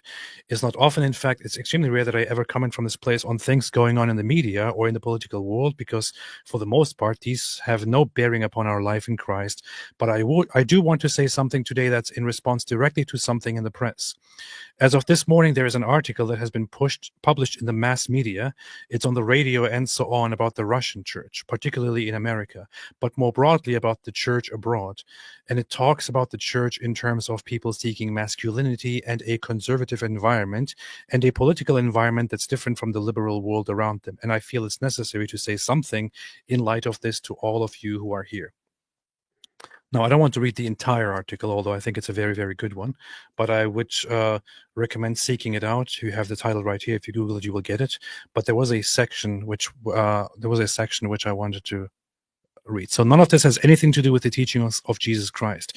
This church proclaims a simple reality that in Jesus Christ, our Savior, all of us discover what it means to be a human being, what it means to become a human person, and this is to live according to the gospel after the image of Christ. If you have lost sight of what it means to be a man in this strange world, or if you have lost sight of what it means to be a woman in this strange world, this is hardly surprising. This world is more confused about these simple concepts than about almost anything else. So if you're here because you are confused and you wish to find sanity and normality in the teachings of Christ, God bless you, and may we by God's mercy be of some help. But if you are here because you think this is a place where you can reinforce some cultural masculinity, if you're here because you think this is the place to rebel against what you see going on politically around you or socially around you, please keep on going. Go somewhere else. We are not here for this reason. We preach one thing and one thing only, the gospel of Jesus Christ our Lord. We preach it without fear and we preach it without agenda. Our only goal is that every single human being might become a living image of Christ himself. That men might become Christ-like men, that women might become Christ-like women, that children might be the true children of God, that the aged might find the real respect due to those who long live and struggle for Christ, that this world might come to understand what it means to be redeemed. All of these other characterizations of Christian life and characterization of church life, the thing they all have in common is that they seem never to be religious at all. Their only interest is in social and political questions. What are your views on masculinity, on sexuality, on politics, on government, on war? Do not come here if those are the questions that drive your life. Come here for one reason, because you are aware somewhere deep inside of you that something is wrong. Something is wrong with you, with me, with the world in which we live. And this something is called sin, and this is the place where it can be healed. I guess that kind of pretty much gives the gist of what this is about, but pretty based. Why can't Jay Dyer be more like this? A very incredibly powerful article, which I recommend everyone to actually read and to get a proper understanding of things. Instead of the whole, oh, I go to Orthodox because it's super based. And I go to this church because it's very trad. And because I'm a real man. And because they are politically this and socially that. No, it's not about that at all. This is super based.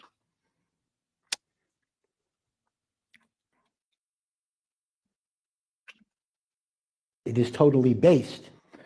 Anyway, let's continue. It is intellectual.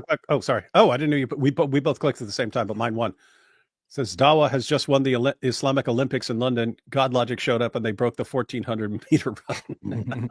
Sorry. I want to see that. I want to see that. Well, we'll check it out tomorrow, man. We'll check it out tomorrow. I'm hoping he posts it by then. Moo Joe, that these intellectual tweens that have a convo about Islam, Muslims, and what is wrong with them and their culture. You know, few hours talking about why they should not exist. Now, here's the thing.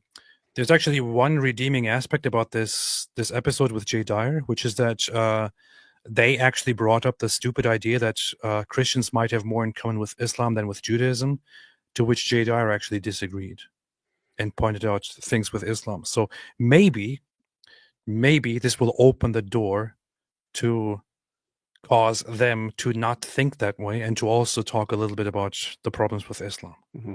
You know, because it's clear they've fallen for this internet thing from Muslims and from some non-Muslims, but usually from Muslims. Oh, but Muslims, we respect Jesus, we respect him. So what? You should be closer with us and allies with us against the Jews. Powerful.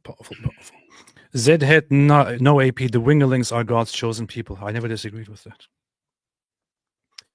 Last Spicy Ramen needed a cap. Thank you for leading me to harmony icons. AP. Oh yeah, I forgot that I have the hat on here. Very based, very super based channel. A channel where you can learn how to be a true man, where you can learn true masculinity. No, a channel that is that does film stuff that I'm Christian film stuff that I recently got very, very impressed by and also told them about and also personally became a member, whose hat I'm wearing today. Shout out to Harmony. They're very, very totally based. And I've been watching their stuff recently. So shout out to Harmony. Ayatollah Khamenei, it's got to be tough for the Hodge twins, 2 dudes but sharing 1 brain cell. This is very, very mean. Celeria says, a little bit late and I won't be able to stay long, but here, just have a little bit of cash in case of a dire emergency. Nice. Nicely done. Well done. Ayatollah Khamenei, Hodge twins need to go back to talking about dumbbell flies and intermittent fasting because these guys are breaking the glass ceiling for imbeciles.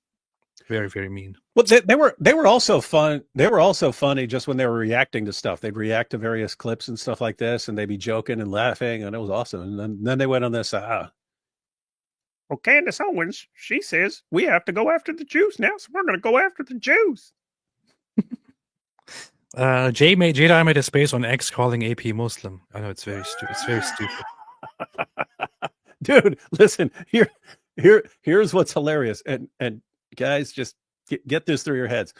There are people who are really good at dealing with criticism. They crack up laughing when people insult them. And there are other people who who throw a tantrum and can't handle it. Jay, if you're the guy who can't handle the criticism and you lose your mind and your fans are like that too, which they obviously are, and me and AP are really good at dealing with criticism, we think it's fun and we think it's hilarious, probably not good to get involved with that, because there's no way you win. It's like a boxer. You can have a boxer with what they call an iron chin, meaning this guy can just get punched in his face all day. He just doesn't fall over. You have other people, they say he has a glass jaw. You just tap this guy on the jaw and he gets knocked out and so on. Anyway, a guy who has a glass jaw should not get into a fight with a guy who has an iron chin. That's just common sense there. So here's what's funny. I don't know if Jay thought about it a little bit and came to reason, but I just wanted to check out his spaces, and he deleted it. He deleted his... What the heck? We said we were going to go through it. He deleted his space? Yeah. Dude, hang on. Wait. And then Jay says he doesn't want to discuss the issues, apparently. Jay, what are you talking about? I said I was interested in the statistic with Andrew Wilson, because if he has a source, I'd be interested in that. If it's just made up, he can come clean about that and say, okay, I was thinking if you want to pick the temple, then you'd also want to pick the Messiah and stuff like that. And it's a little sloppy. And then you can still make your point. You can still run your argument without that. But as the argument, as you formulated it, depends on that point. So you need to reformulate it based on accurate information. What are you talking about with Jay? We were just saying, hey, come on and we'll discuss. Jay, I literally said I am just like from the beginning, just as usual, as always. I never changed. I literally said again and again and again that I'm open to having a conversation with you, and I invite you to be live on Monday. If you're scared of David, we can do just you and me for now, and then later we can also do one with David together. Yeah. So Jay, maybe you completely misunderstood. Maybe it seems like you're really, really terrible at understanding what anyone is saying. I don't know if you agree with the statistic that Andrew gave. So I would have zero reason to question you about Andrew's made up statistic. I would question Andrew about Andrew's made up statistic. That's like saying, oh, they just want to get me on there so they can complain about me not opening an olive jar. That wasn't you. We have no reason to question you about that sort of thing, Jay. So yeah. So Jay, I don't know why he deleted his space. Maybe he thought, okay, maybe I shouldn't be doing this. No, because he heard that if he doesn't show up on Monday, we're just going to go through that and expose the lies. And then he's like, oh, there's so many lies here. I know it. I just told 57 lies. I'll delete this so they can expose and humiliate me. But once again, I'm not for the drama. I'm not for fighting. I'm for just having friendly disagreements and interactions with each other. I'm not sure why you are attacking me forever now. So because you're a Muslim. I just said so in my deleted. What is this dude, man? He calls me a Muslim and then deletes it. Like what? How dare you misrepresent me, you Muslim? Yeah, Muslim. Yeah, Muslim. Oh boy, these are the guys who become popular. Still no hard feelings, still no disrespect, still no bad things about Jay DYER from my side. As said, I respect him, and I don't want to fight with anybody anymore. That's it. Oof-tastic. Mohammed Hijab said that Elon Musk was blackmailing him before Aisha's situation dropped. Glenn Greenwald's fans say Mossad dumped the video of him. Clearly, this is proof that Elon Musk is a Rothschild. Yes. Did you see the whole thing going around with? I didn't really look at it very much, but the Glenn Greenwald thing. There's no scenario where I want to click on anything. Once I understood what that is about, there's no scenario where I wanted to click on the name or anything else, right? Because you don't know what's gonna pop up, and you don't need those images in your head. But Yeah, apparently, apparently he was in some porn video or something like this, and then someone leaked it, and then you've got all these like Jake Shields. I saw it in terms of like the pointing out the hypocrisy of Jake Shields and all these guys and stuff like that. It's like, wait, these guys are still praising him. They're saying, oh yes, okay, he may be doing whatever he's doing in this video, but he's still such a great guy because he agrees with us against Israel. and it's not even just some porn. It's like very, very messed up porn. Apparently, I don't know. Oh. Really, he paid somebody like big money, and he put on a skirt and some weird outfit, and does acts like spitting and licking on the ground or something. I don't know. Hey, Glenn, just say that you converted to Islam for a brief time, and you were you wanted to understand what Muhammad went through on the night of Al-Zut, and then everyone's going to forgive you. They're going to say, oh, he's a Muslim during that time. He gets a free pass. I found this funny here. Ian Carroll says the Glenn Greenwald scandal just proves the point. Israel's modern image is built on blackmail. They immediately connected it to Israel, of course. Glenn Greenwald, you just keep being one of the best journalists of our time, and you're all good. Sorry that you're going through this. The scandal reflects far worse on Zionists than you. A very funny thing to understand is that this guy's doing all this perverted stuff, and somehow that's. Yeah, it was actually Glenn Greenwald, so he's involved in some really weird gay sexual fantasies, and he recorded it on camera himself, and he was paying somebody, spitting on the ground and licking it and so on, recorded it himself. He even retweeted it himself, but apparently it was all Israel's fault. Hold on. I have one question. Was the guy in the video with Glenn Greenwald Nick Fuentes or not? I can't confirm or deny. Okay, we don't know. So unconfirmed whether this was Nick Fuentes or not. This response here by Alfred the Great, who I didn't know that he's still alive. The Zionists are so clever, it's scary. They wait for a year and a half after October 7th and then target a single critical journalist by releasing a video showing embarrassing but completely legal actions. What could they be planning next? Yeah, it's just funny. I mean, this guy could be like mass murdering and torturing babies for fun, and then if the video popped out, they say, oh look, oh my goodness, I can't believe the Jews are using this to attack him, our greatest journalist ever. Nathan Livingstone Milk Bar says, this is why I don't criticize Israel. They will make me do drugs and have gay fetish sex on tape with a 19-year-old Brazilian prostitute and force me to retweet it.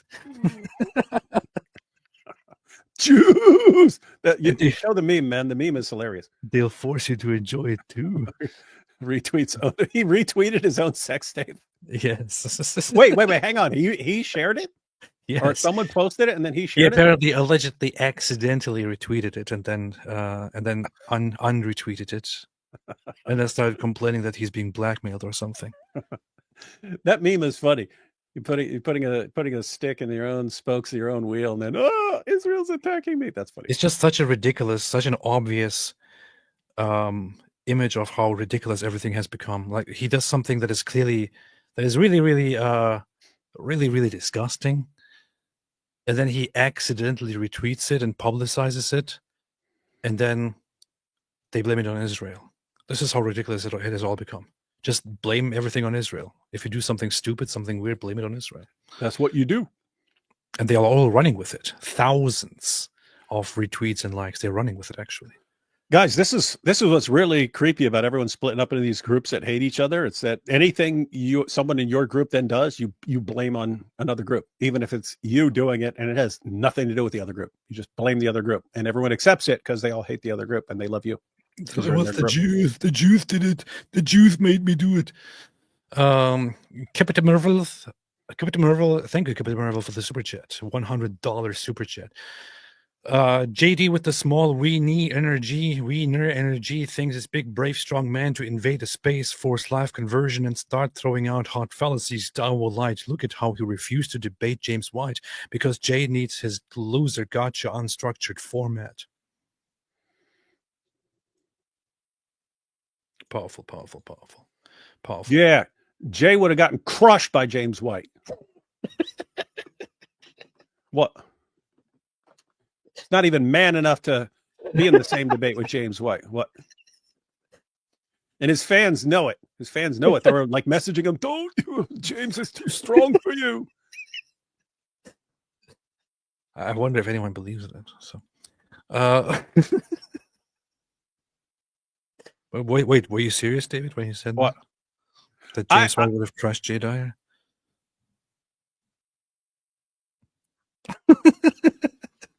Yeah, partly, and that I've seen James debate a lot. James is a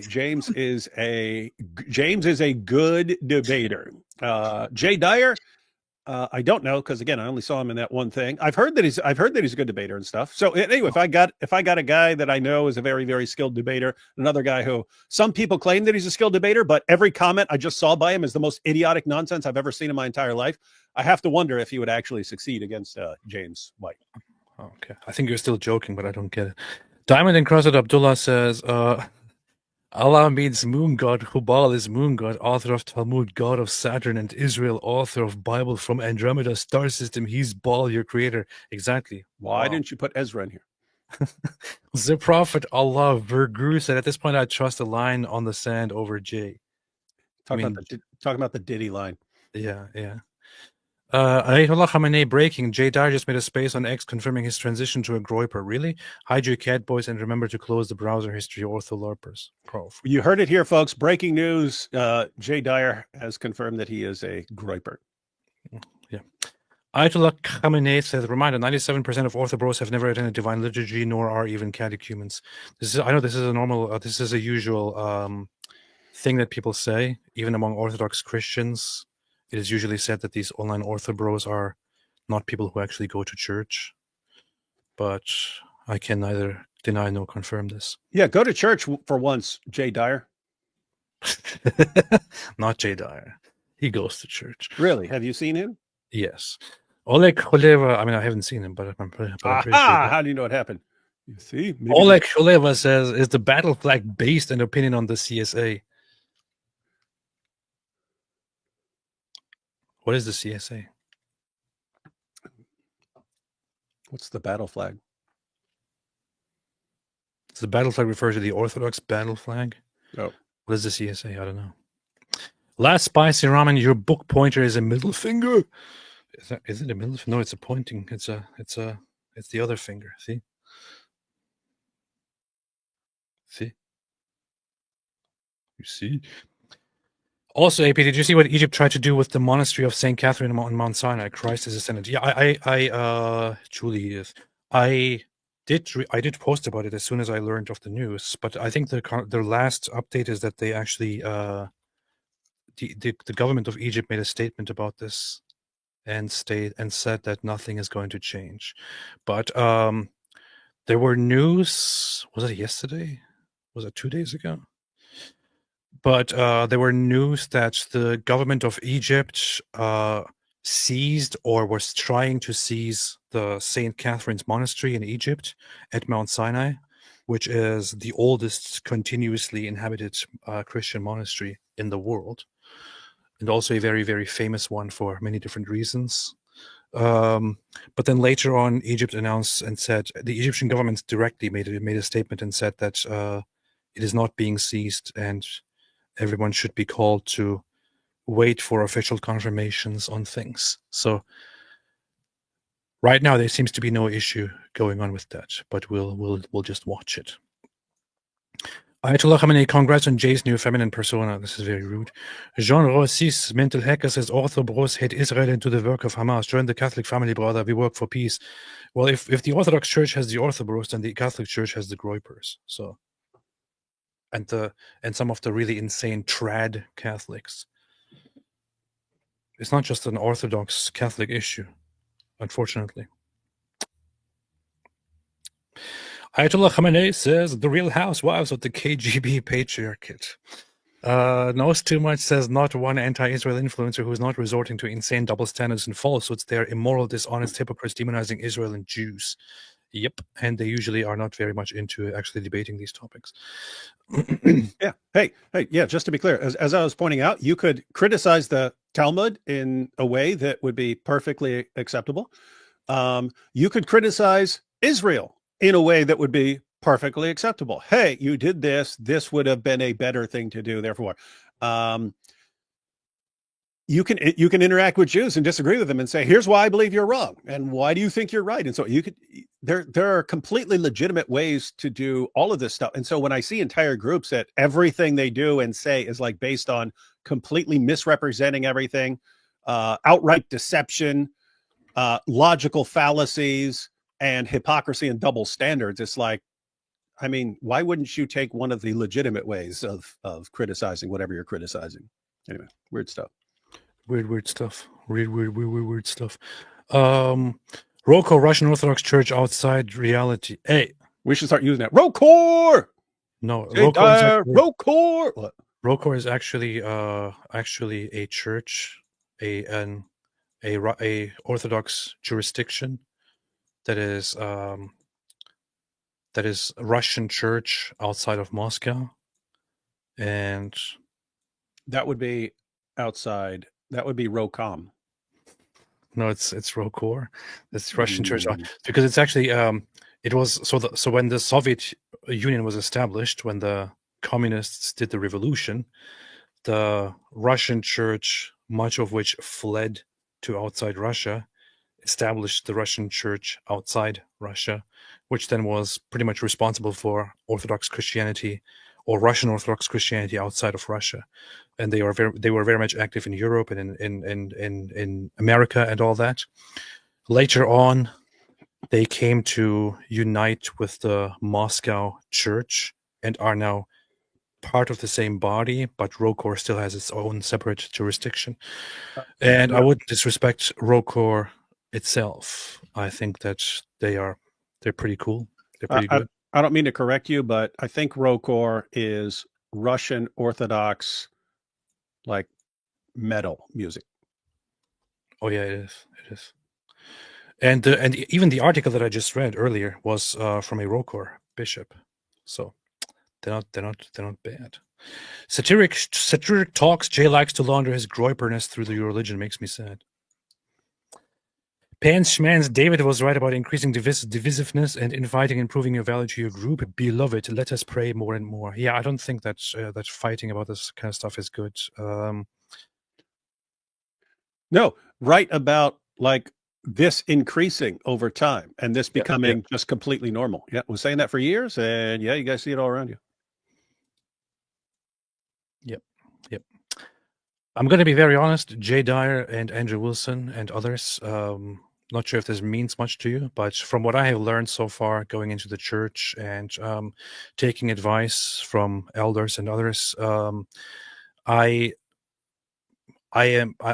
personally directly incorporated Jay Dyer and Andrew Wilson into my daily prayers, where I directly pray for them as well, just because I had interactions with them that were positive and negative, but also negative, not just to pray for unity and goodness, but also to remind myself that that there is no need to fight. So there really is no need, and as long as you guys don't act in a hostile way against me, I have no interest in fighting with any of you guys.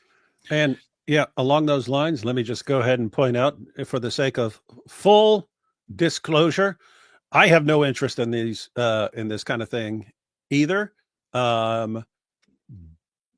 So no interest in. Keep in mind, I'm not saying it's not important. I'm saying I've got a couple of things that I can focus on. I have enough trouble focusing on the couple of things that I focus on.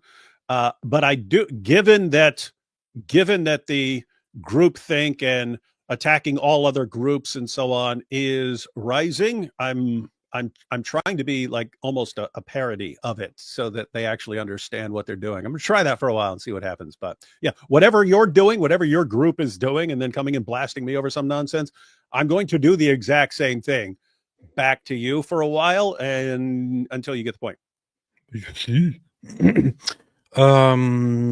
Furthermore, Bible says pray for Israel, Jay and Andrew Antichrist.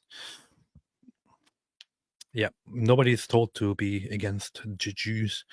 Austin, you're lying. You're paid off by the Mossad. You see, this is the proof. Hold on one second. I have to check my pager. I love you both. God bless. Zachariah, Artsa box today. Nuclear Antichrist tomorrow. Yeah. Good point. No, I'm MKW. I gotta go to sleep. Good night, agents R&D. Thank you very much. We will continue our path of doing whatever is in the best interest of Israel and the Mossad. Jean Rose says, "What did you expect from Jay? He thinks Jews are in charge of the world. The CIA infiltrated the Vatican, and we never went to the moon." Moo Joe says, "Let's say 70% wanted to name a Messiah. AC. So, can they just name someone? They think Jews are God. They think Jesus is powerless. Why would they wait so long? This is just anti-Semitic claims." Irison says, "Hello, is there a way to contact you, Dr. David Wood? I've recently found out a Muslim that I thought was cool, just trying to get me to question Christianity the whole time." David, what do you say about this abomination? Yeah, I don't understand how I'm connected to any of that. You're supposed to give advice. Oh, yeah. Then yeah, if you're in a conversation with the Muslim, then when he brings up something to you, say if it's something you're not familiar with, and say, "Hey, I'd like to go look into this." But the main thing would be, right now, learn the Islamic dilemma. That will help you. That will help you in anything he's trying to bring up with you. Islamic dilemma. Look it up. There's even a song about the Islamic dilemma. It's a jammy jam. Which is going to come out very soon as its own video. Hey, you should do Monday live with Jay Dyer, or just mocking Jay Dyer the entire time if he doesn't show up, and the world premiere of AP's Islamic Dilemma reggae song. Oh yeah, I actually have a fantastic video that was prepared and made for me, so that's very, very cool. Maybe I should do that. I should do the world premiere on Monday. See? World premiere, Solomon Grundy. Hello, is there a way to connect you? Yes. Rex Danger, can we invite after we convert? Can we invite after we convert everyone else? Yes. Yeah, there you go. Yeah. Angel Gabriel killed Jesus, says Diamond and Crafted Abdullah. Eric Barlow says, "I really don't understand why do we tear ourselves apart over the smallest of things. As long as we confess the Nicene Creed, I think we belong to the same Holy Catholic and Apostolic Church." Here's one problem, Eric Barlow. You say as long as we confess the Nicene Creed. My Nicene Creed is slightly different from the Catholic Church's Nicene Creed. And therefore you got to fight. And then we start fighting already.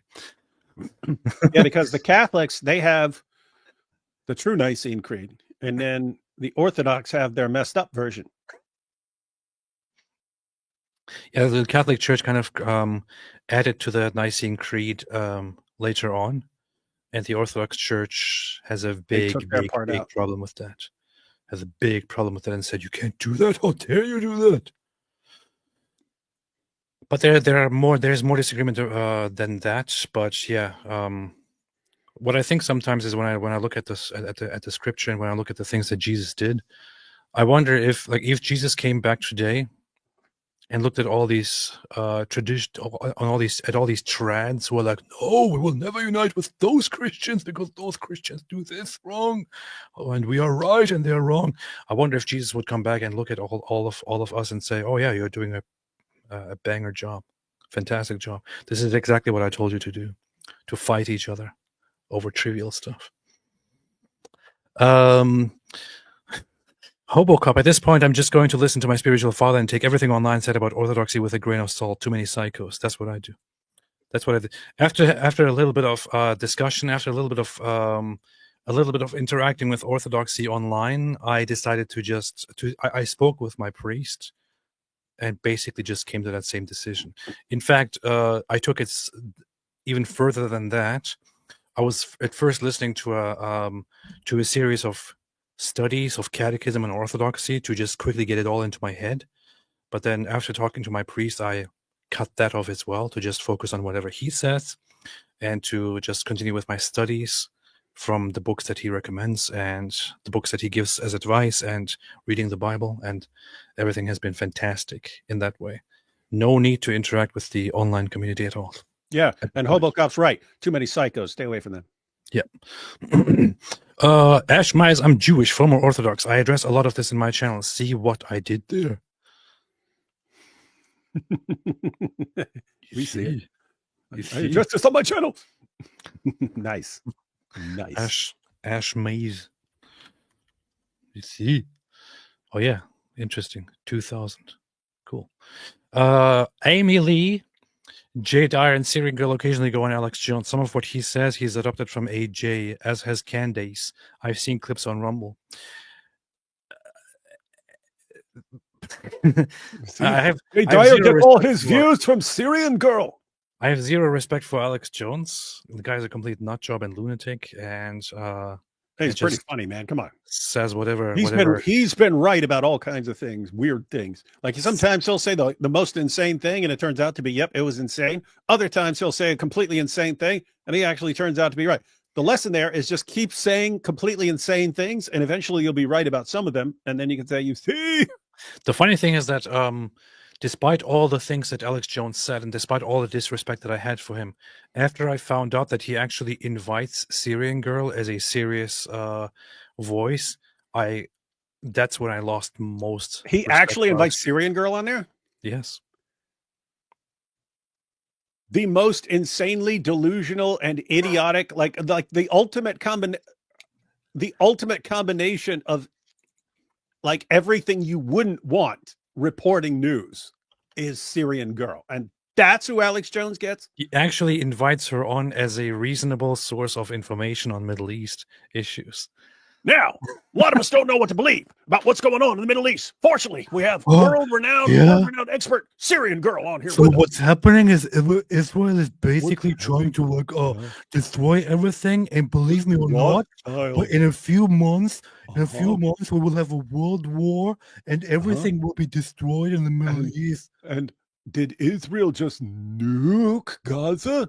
Did they just nuke Syria? And thank you so much, Alex Jones, for inviting me on to speak the truth on these things and to inform everyone that in a few months there will be a huge world war and we will all die in a nuclear apocalypse. And they might nuke Gaza again like they did the last time some bomb struck something. But seriously, they already did nuke them like 5,000 times. We just didn't feel it because we are being blinded by the Israeli Zionist organization. The Palestinians have been nuked over and over again, and they're still being nuked. Guys, if you think we're exaggerating, we're not. This And was, then- like and then every time there's some big bomb that goes off and stuff, she posts, "Did Israel just nuke?" This, like, she doesn't understand between like an ordinary bomb being dropped on something and a nuclear bomb being dropped on something. And then after she says all of this nonsense, Alex Jones is like, "Whoa, wow, that was very powerful. Thank you, Syrian Girl, for enlightening heard us it here, on what's folks. going on there." You heard it here, folks. Hey, Alex, if you want to, I mean, you've done it, but kind of separately. You need to get Kanye and Syrian Girl on there at the same time with Jay Dyer, peas in a pod sort of thing, and have this great discussion of the Middle East and Jews. I'm not even kidding, man. You think I'm joking? Look here. Alex Jones, exclusive. Syrian Girl reveals how escalations in the Middle East could ignite mankind's final war. They already have like thousands of times, according to Syrian Girl. War. It just, you get that feeling like this is a war, like as they called World War I, a war to end all wars.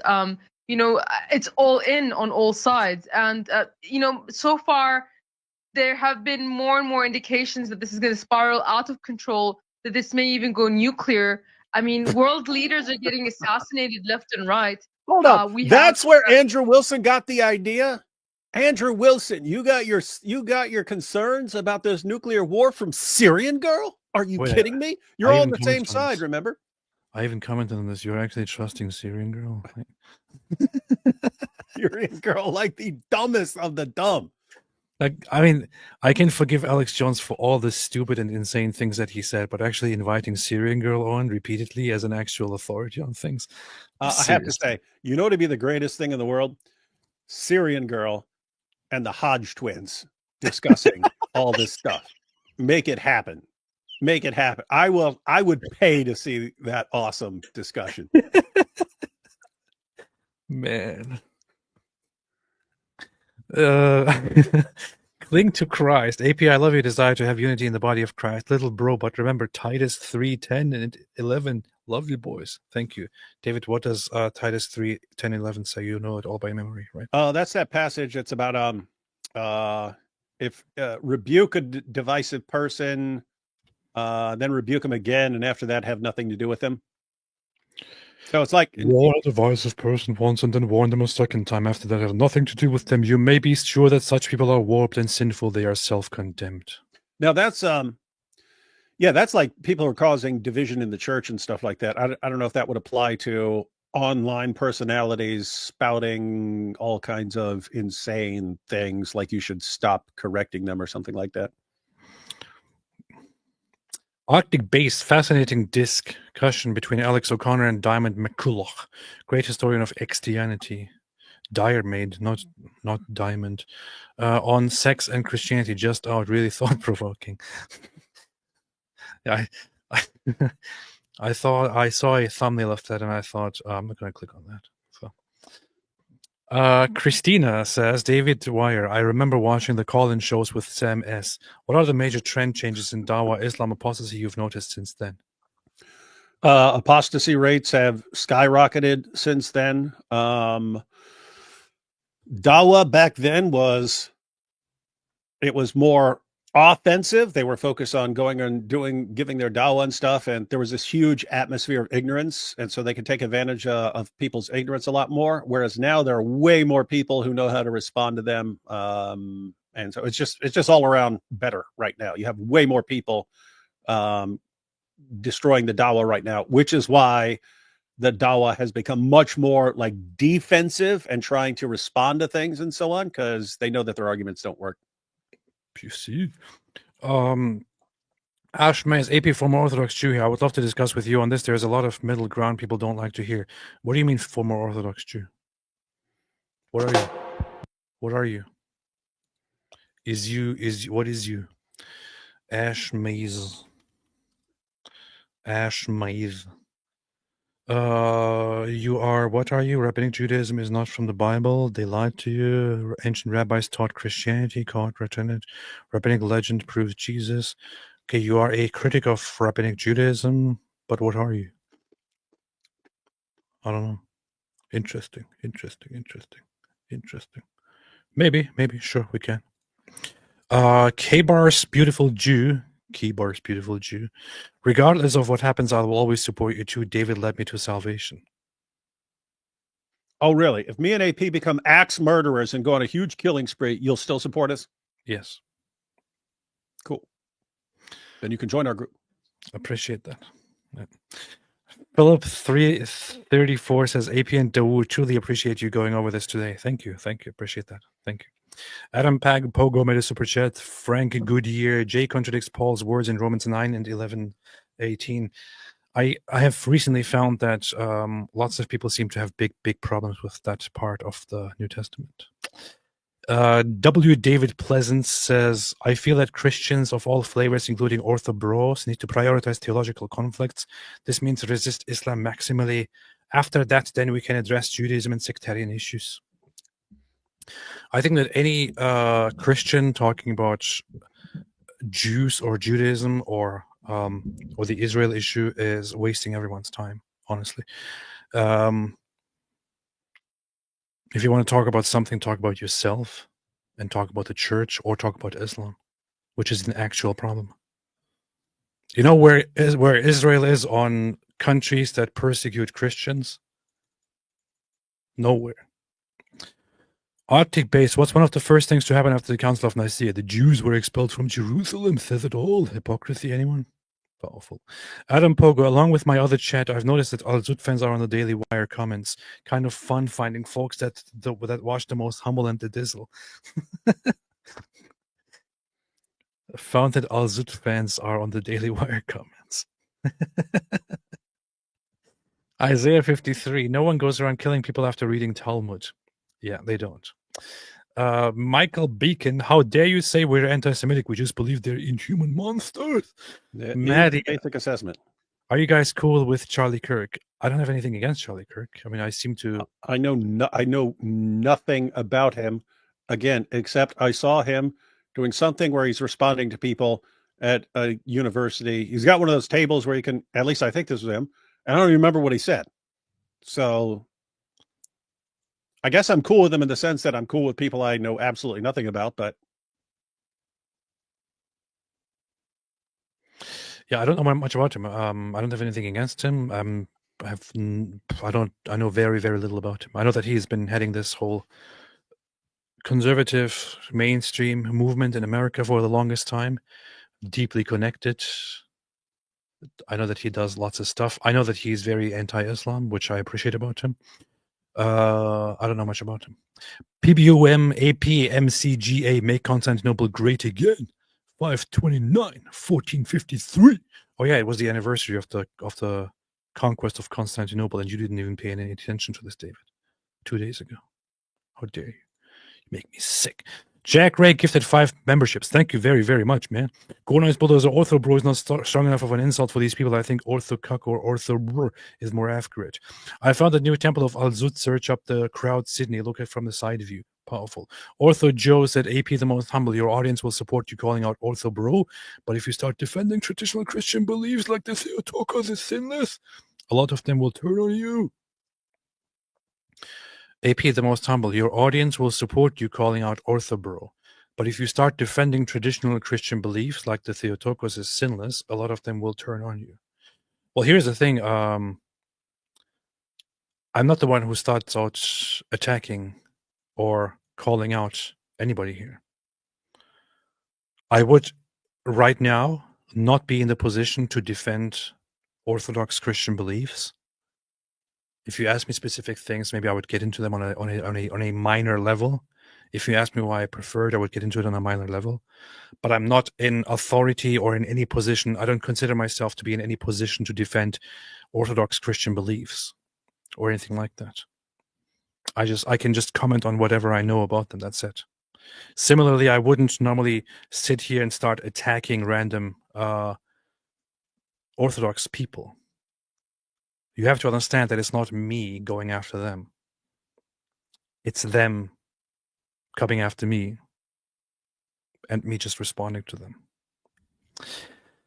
Sonny Erickson, Zup AP. Oh, hi, David. Jennifer S. I am Jewish. We are self-critical people. We ourselves say that the destruction of the Second Temple was our fault for baseless hatred and extreme legalism. So that part doesn't contradict early Christian critique. This is a fact. I actually, which book was that? Which book was that? It was either one of the courses that I was going through with Judaism, or it was the very book about the Rebbe. I don't know, but in one of these books, I actually learned that it is a traditional Jewish perspective that that because of Jewish straying from the commandments and because of certain behaviors that were very worldly, the punishment was brought about to the Jewish people in the destruction of the Second Temple, which was a great catastrophe. So it is a traditional Orthodox Jewish perspective that it is a punishment. Along with that, I also came to a section where which kind of disturbed me a little bit, where it was presented as a traditional Orthodox perspective that any big calamity that befalls the Jewish people is seen as a punishment by God against Jews because of certain things that Jews failed to do. For example, there it was described that traditional Orthodox Jews were seeing the Holocaust as a punishment by God, deserved, and so on. At which point I thought, okay, this is kind of messed up, and I can't really comprehend that right now. But these are very Jewish perspectives. So yeah, the Jews are not all about we are best. Rage against the Ummah. Who has wrecked Muhammad more, you two or the men of Al Zut? apples and oranges. Can't really compare because we wreck him in different ways. Yeah, that's true. That's true. Isaac Girl for Life made a super sticker. Made a super sticker, as you would say if you spoke like a Turk. Which looks like a very happy one. Thank you very much. Appreciate that. Joe of the Mosques says, I'm behind. I'm sorry. I can't stand the Hodge twins since they defended Tate and got pictures with him. Yeah, that's pretty ridiculous. Meredith Grotti, our God could have been instructing his people how to be a kingdom of priests, not only pointing to Jesus. He needs to review Jerusalem Council, Acts 16. Powerful. Jehovah Stan says the Jews killed Jesus and we're proud of that. That weakling was spreading corruption in the land. Spreading corruption. Tweak 87, that's what Muslims would say, pretty much. Tweak 87, space is no longer safe. Really? That's weird. But he actually deleted it directly. Justin Whitelock, if DYER is still on, please get off the internet and take a breather. This is not okay. Your favorite maid. Misha, the streets of Paris have been al-Zuted game. Powerful. Ezra is dismayed at the perfect preservation in Paris. Nezra Damas is the real Mahdi. Paris bin Mubahalat. What the hell is that? All true. Julian J. David, what's the secret to having your level? Yeah, that was not a Jewish super chat, dude. A Jewish super chat would not call their username Jehovah Stan. No single actual Jew would do that. So it's funny when an anti-Jew needs to blame something on Jews and then actually doesn't even know what Jews are, how Jews are. Julian J. David, what's the secret to having your level of patience while listening to the same recycled arguments from Muslims daily? David, what's your solution to this? Yeah, just focus on how it makes it easier. I mean, if people came to you with a different argument every single time, you'd think, oh, this is getting kind of tricky. But yeah, if you just come with the same, oh, look, Muhammad in the Bible, oh, look, perfect preservation of the Quran, oh, look at this scientific miracle. It's like, okay, well, cool. And it's just, you guys make it easy. You see? Meredith Grotti, sorry, I meant Acts 15 for the Jerusalem Council. Right. Yeah, that's right. Petal says Israel formation in 1947 led to many archaeological proofs aiding us and Islam's claims of corrupted Bible. Arabs would have hid them. So war is spiritual. Powerful, powerful. Israel's building did lead to a lot of good stuff. A lot of good stuff, including archaeology. And also Christian archaeology, by the way. Are people aware of how much there are Christian projects going on in Israel on the ground? You can track them on YouTube. You can find so many archaeologists, organizations digging and studying in Israel under Jewish leadership as we speak. Silvo, hey AP, I didn't get the opportunity to congratulate you earlier, but I'm glad you've decided to put your trust in Christ, regardless of whatever denomination you may end up in. God bless. I appreciate that very, very much. Thank you. Thank you. Metalmorphosis, ever talk to Traveling Clad or Sahar TV good guys? I know Traveling Clad personally. He's a very good guy. Sahar TV, who's Sahar TV? Sahar TV. Nope, never interacted. Based AP Avinov, powerful, thank you. Grumpy Granny for my favorite ortho bro. Oh, thank you. Water Gang LTD. Don't forget who JD writes for. Sam Hyde groomed someone. Marky Thompson said Jews want you broke and on drugs. Retweet Stan Bilzerian. Yeah, I know that. No, Sam Hyde is an internet gangster boss. So if I say something negative about him, he'll probably send his people against me or something like that. Did Jay retweet Dan Bilzerian? Because that's kind of what? No, I think he's saying Sam Hyde did retweet Dan Bilzerian or something. Oh, okay. So that's like Alex Jones getting on Syrian Girl. You know what I mean? Yeah. I was going to say something very bad, but I don't really know much about Sam Hyde, so I'll just keep it to myself. Pro Rosary became a YouTube member. Welcome to the channel. Mohab Abdullah, welcome.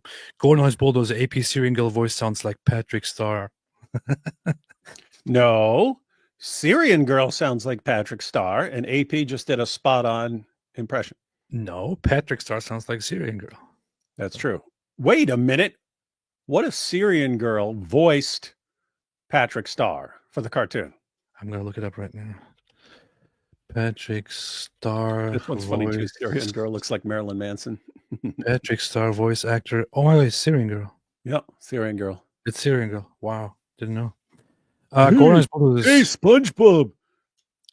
Did that guy just knew? Who's someone else in the show? I don't know anyone. I don't know. Who's the guy that you're always trying to get the hamburger from? I don't know. Oh man, I was gonna make a joke about him getting nuked, but I don't know anyone else's name. Go knows both of the Syrian girl looks like Marilyn Manson. He does, yeah. Guys, what is your opinion on the Crusades? Correct in intending to go deal with the jihadis who are taking captives and kidnapping pilgrims Plankton. and so on. Plankton. Plankton, okay. Hey, SpongeBob, did you just nuke Plankton? That's funny. So, yeah, Crusades started with good intentions. Came Yeah, to some good intentions, but you had a bunch. Yeah, you had a bunch of people who weren't. You had a bunch of people involved who hadn't really absorbed much of the gospel and ended up doing some horrible things. The funny thing is, it's actually something that I struggle with personally because, so according to Orthodox Christianity, the Crusader attitude would have been wrong, religiously speaking. Just the entirety of the Crusades would have been kind of wrong, and having priestly people or monastic people fighting and all that is actually not considered acceptable in Orthodoxy. But I always thought historically that the Crusades were totally justified in foundation, but later on kind of spiraled out of control in very, very bad ways. But yeah, politically seen, completely justified in the beginning. Andre Bacco made a super chat. AP, you still have your Baphomet statue? No, my wife threw it in the trash. As she should have. She threw it in the trash. Aish minus AP to answer. I'm a former Orthodox Jew, critical of rabbinic theology, not the Jewish people. Proud IDF veteran. Oh, cool. Okay, nice. Interesting. Pat's leather strap, Lily J and Immorton Mo in Mad Max Jihad Drive. You see, Ariella made a super sticker. Thank you so much, Ariella, for that super sticker. Saying hype. Thank you. Now, I did want to look at more sections of the DYER whole thing, but he already hates the fact that we are doing this. He's probably restraining himself right now and trying to abstain from commenting. But I guess we can just leave it here. It's been we can always revisit this over and over and over and over and over forever. Forever.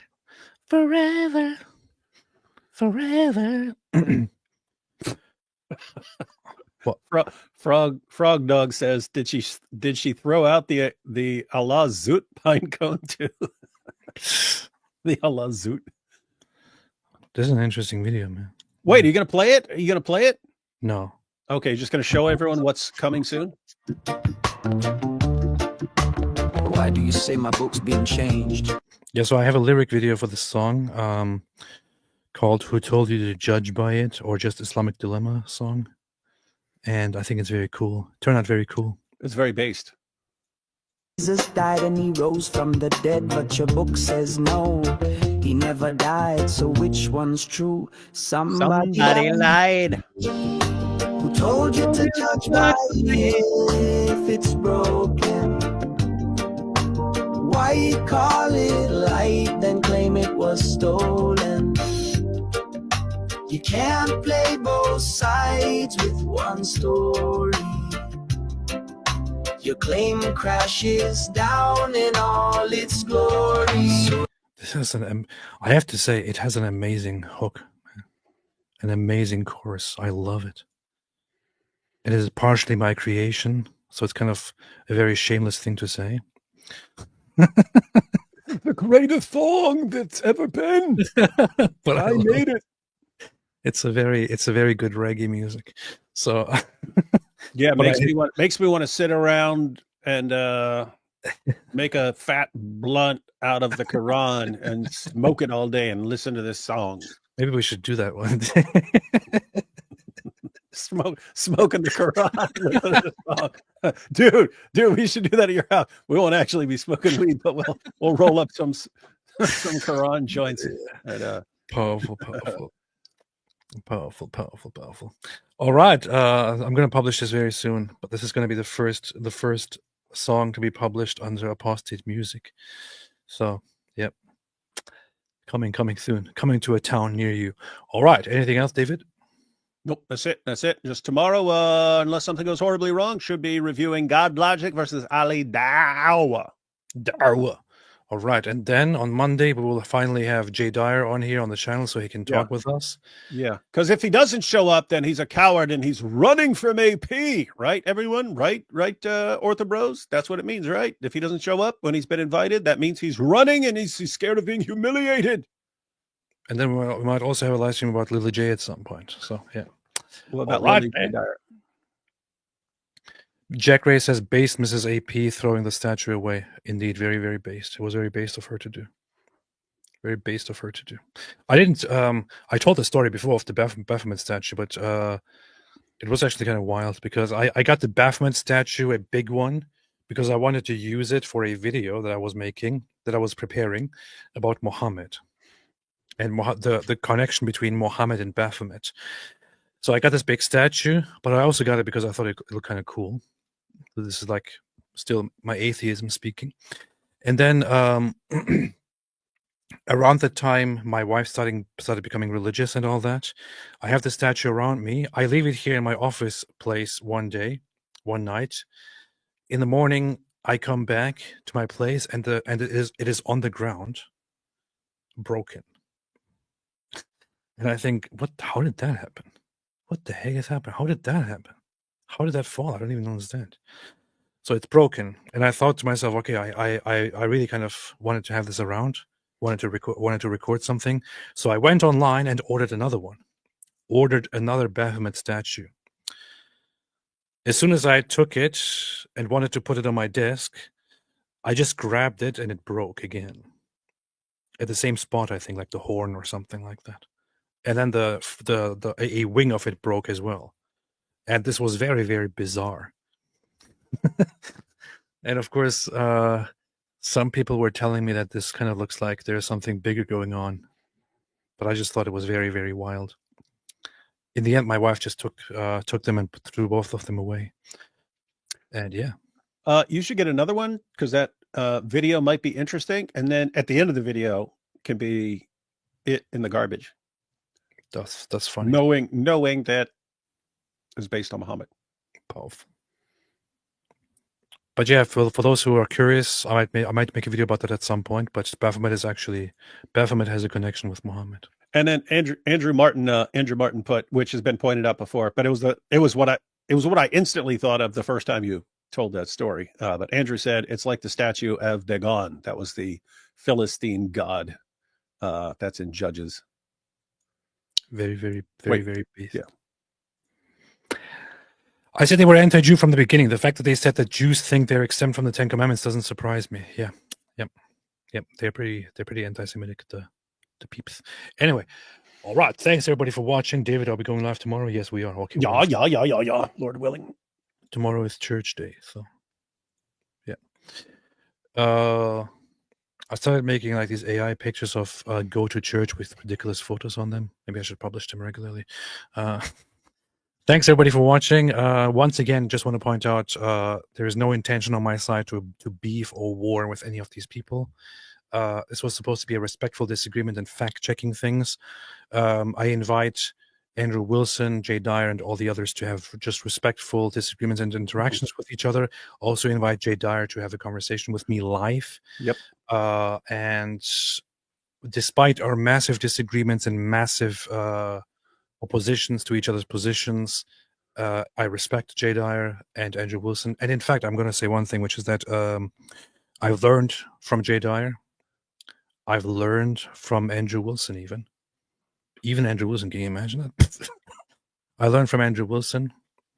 I learned from different people that are of different Christian traditions, and I disagree with all of them to some extent or another, and I still have respect for each one of them. There's no reason to be so disgusting and vile to each other. Let's do peace. How about that? Yeah, so Jay, if you want to be humiliated, then you can join us live for a discussion or just AP. And if you don't, then you're basically a scared little girl. Pretty much the same message as I just said. So awesome. All right. Thanks everybody for watching. And as always, as the ancient people said, which roughly translates in some traditions to stay away from Islam.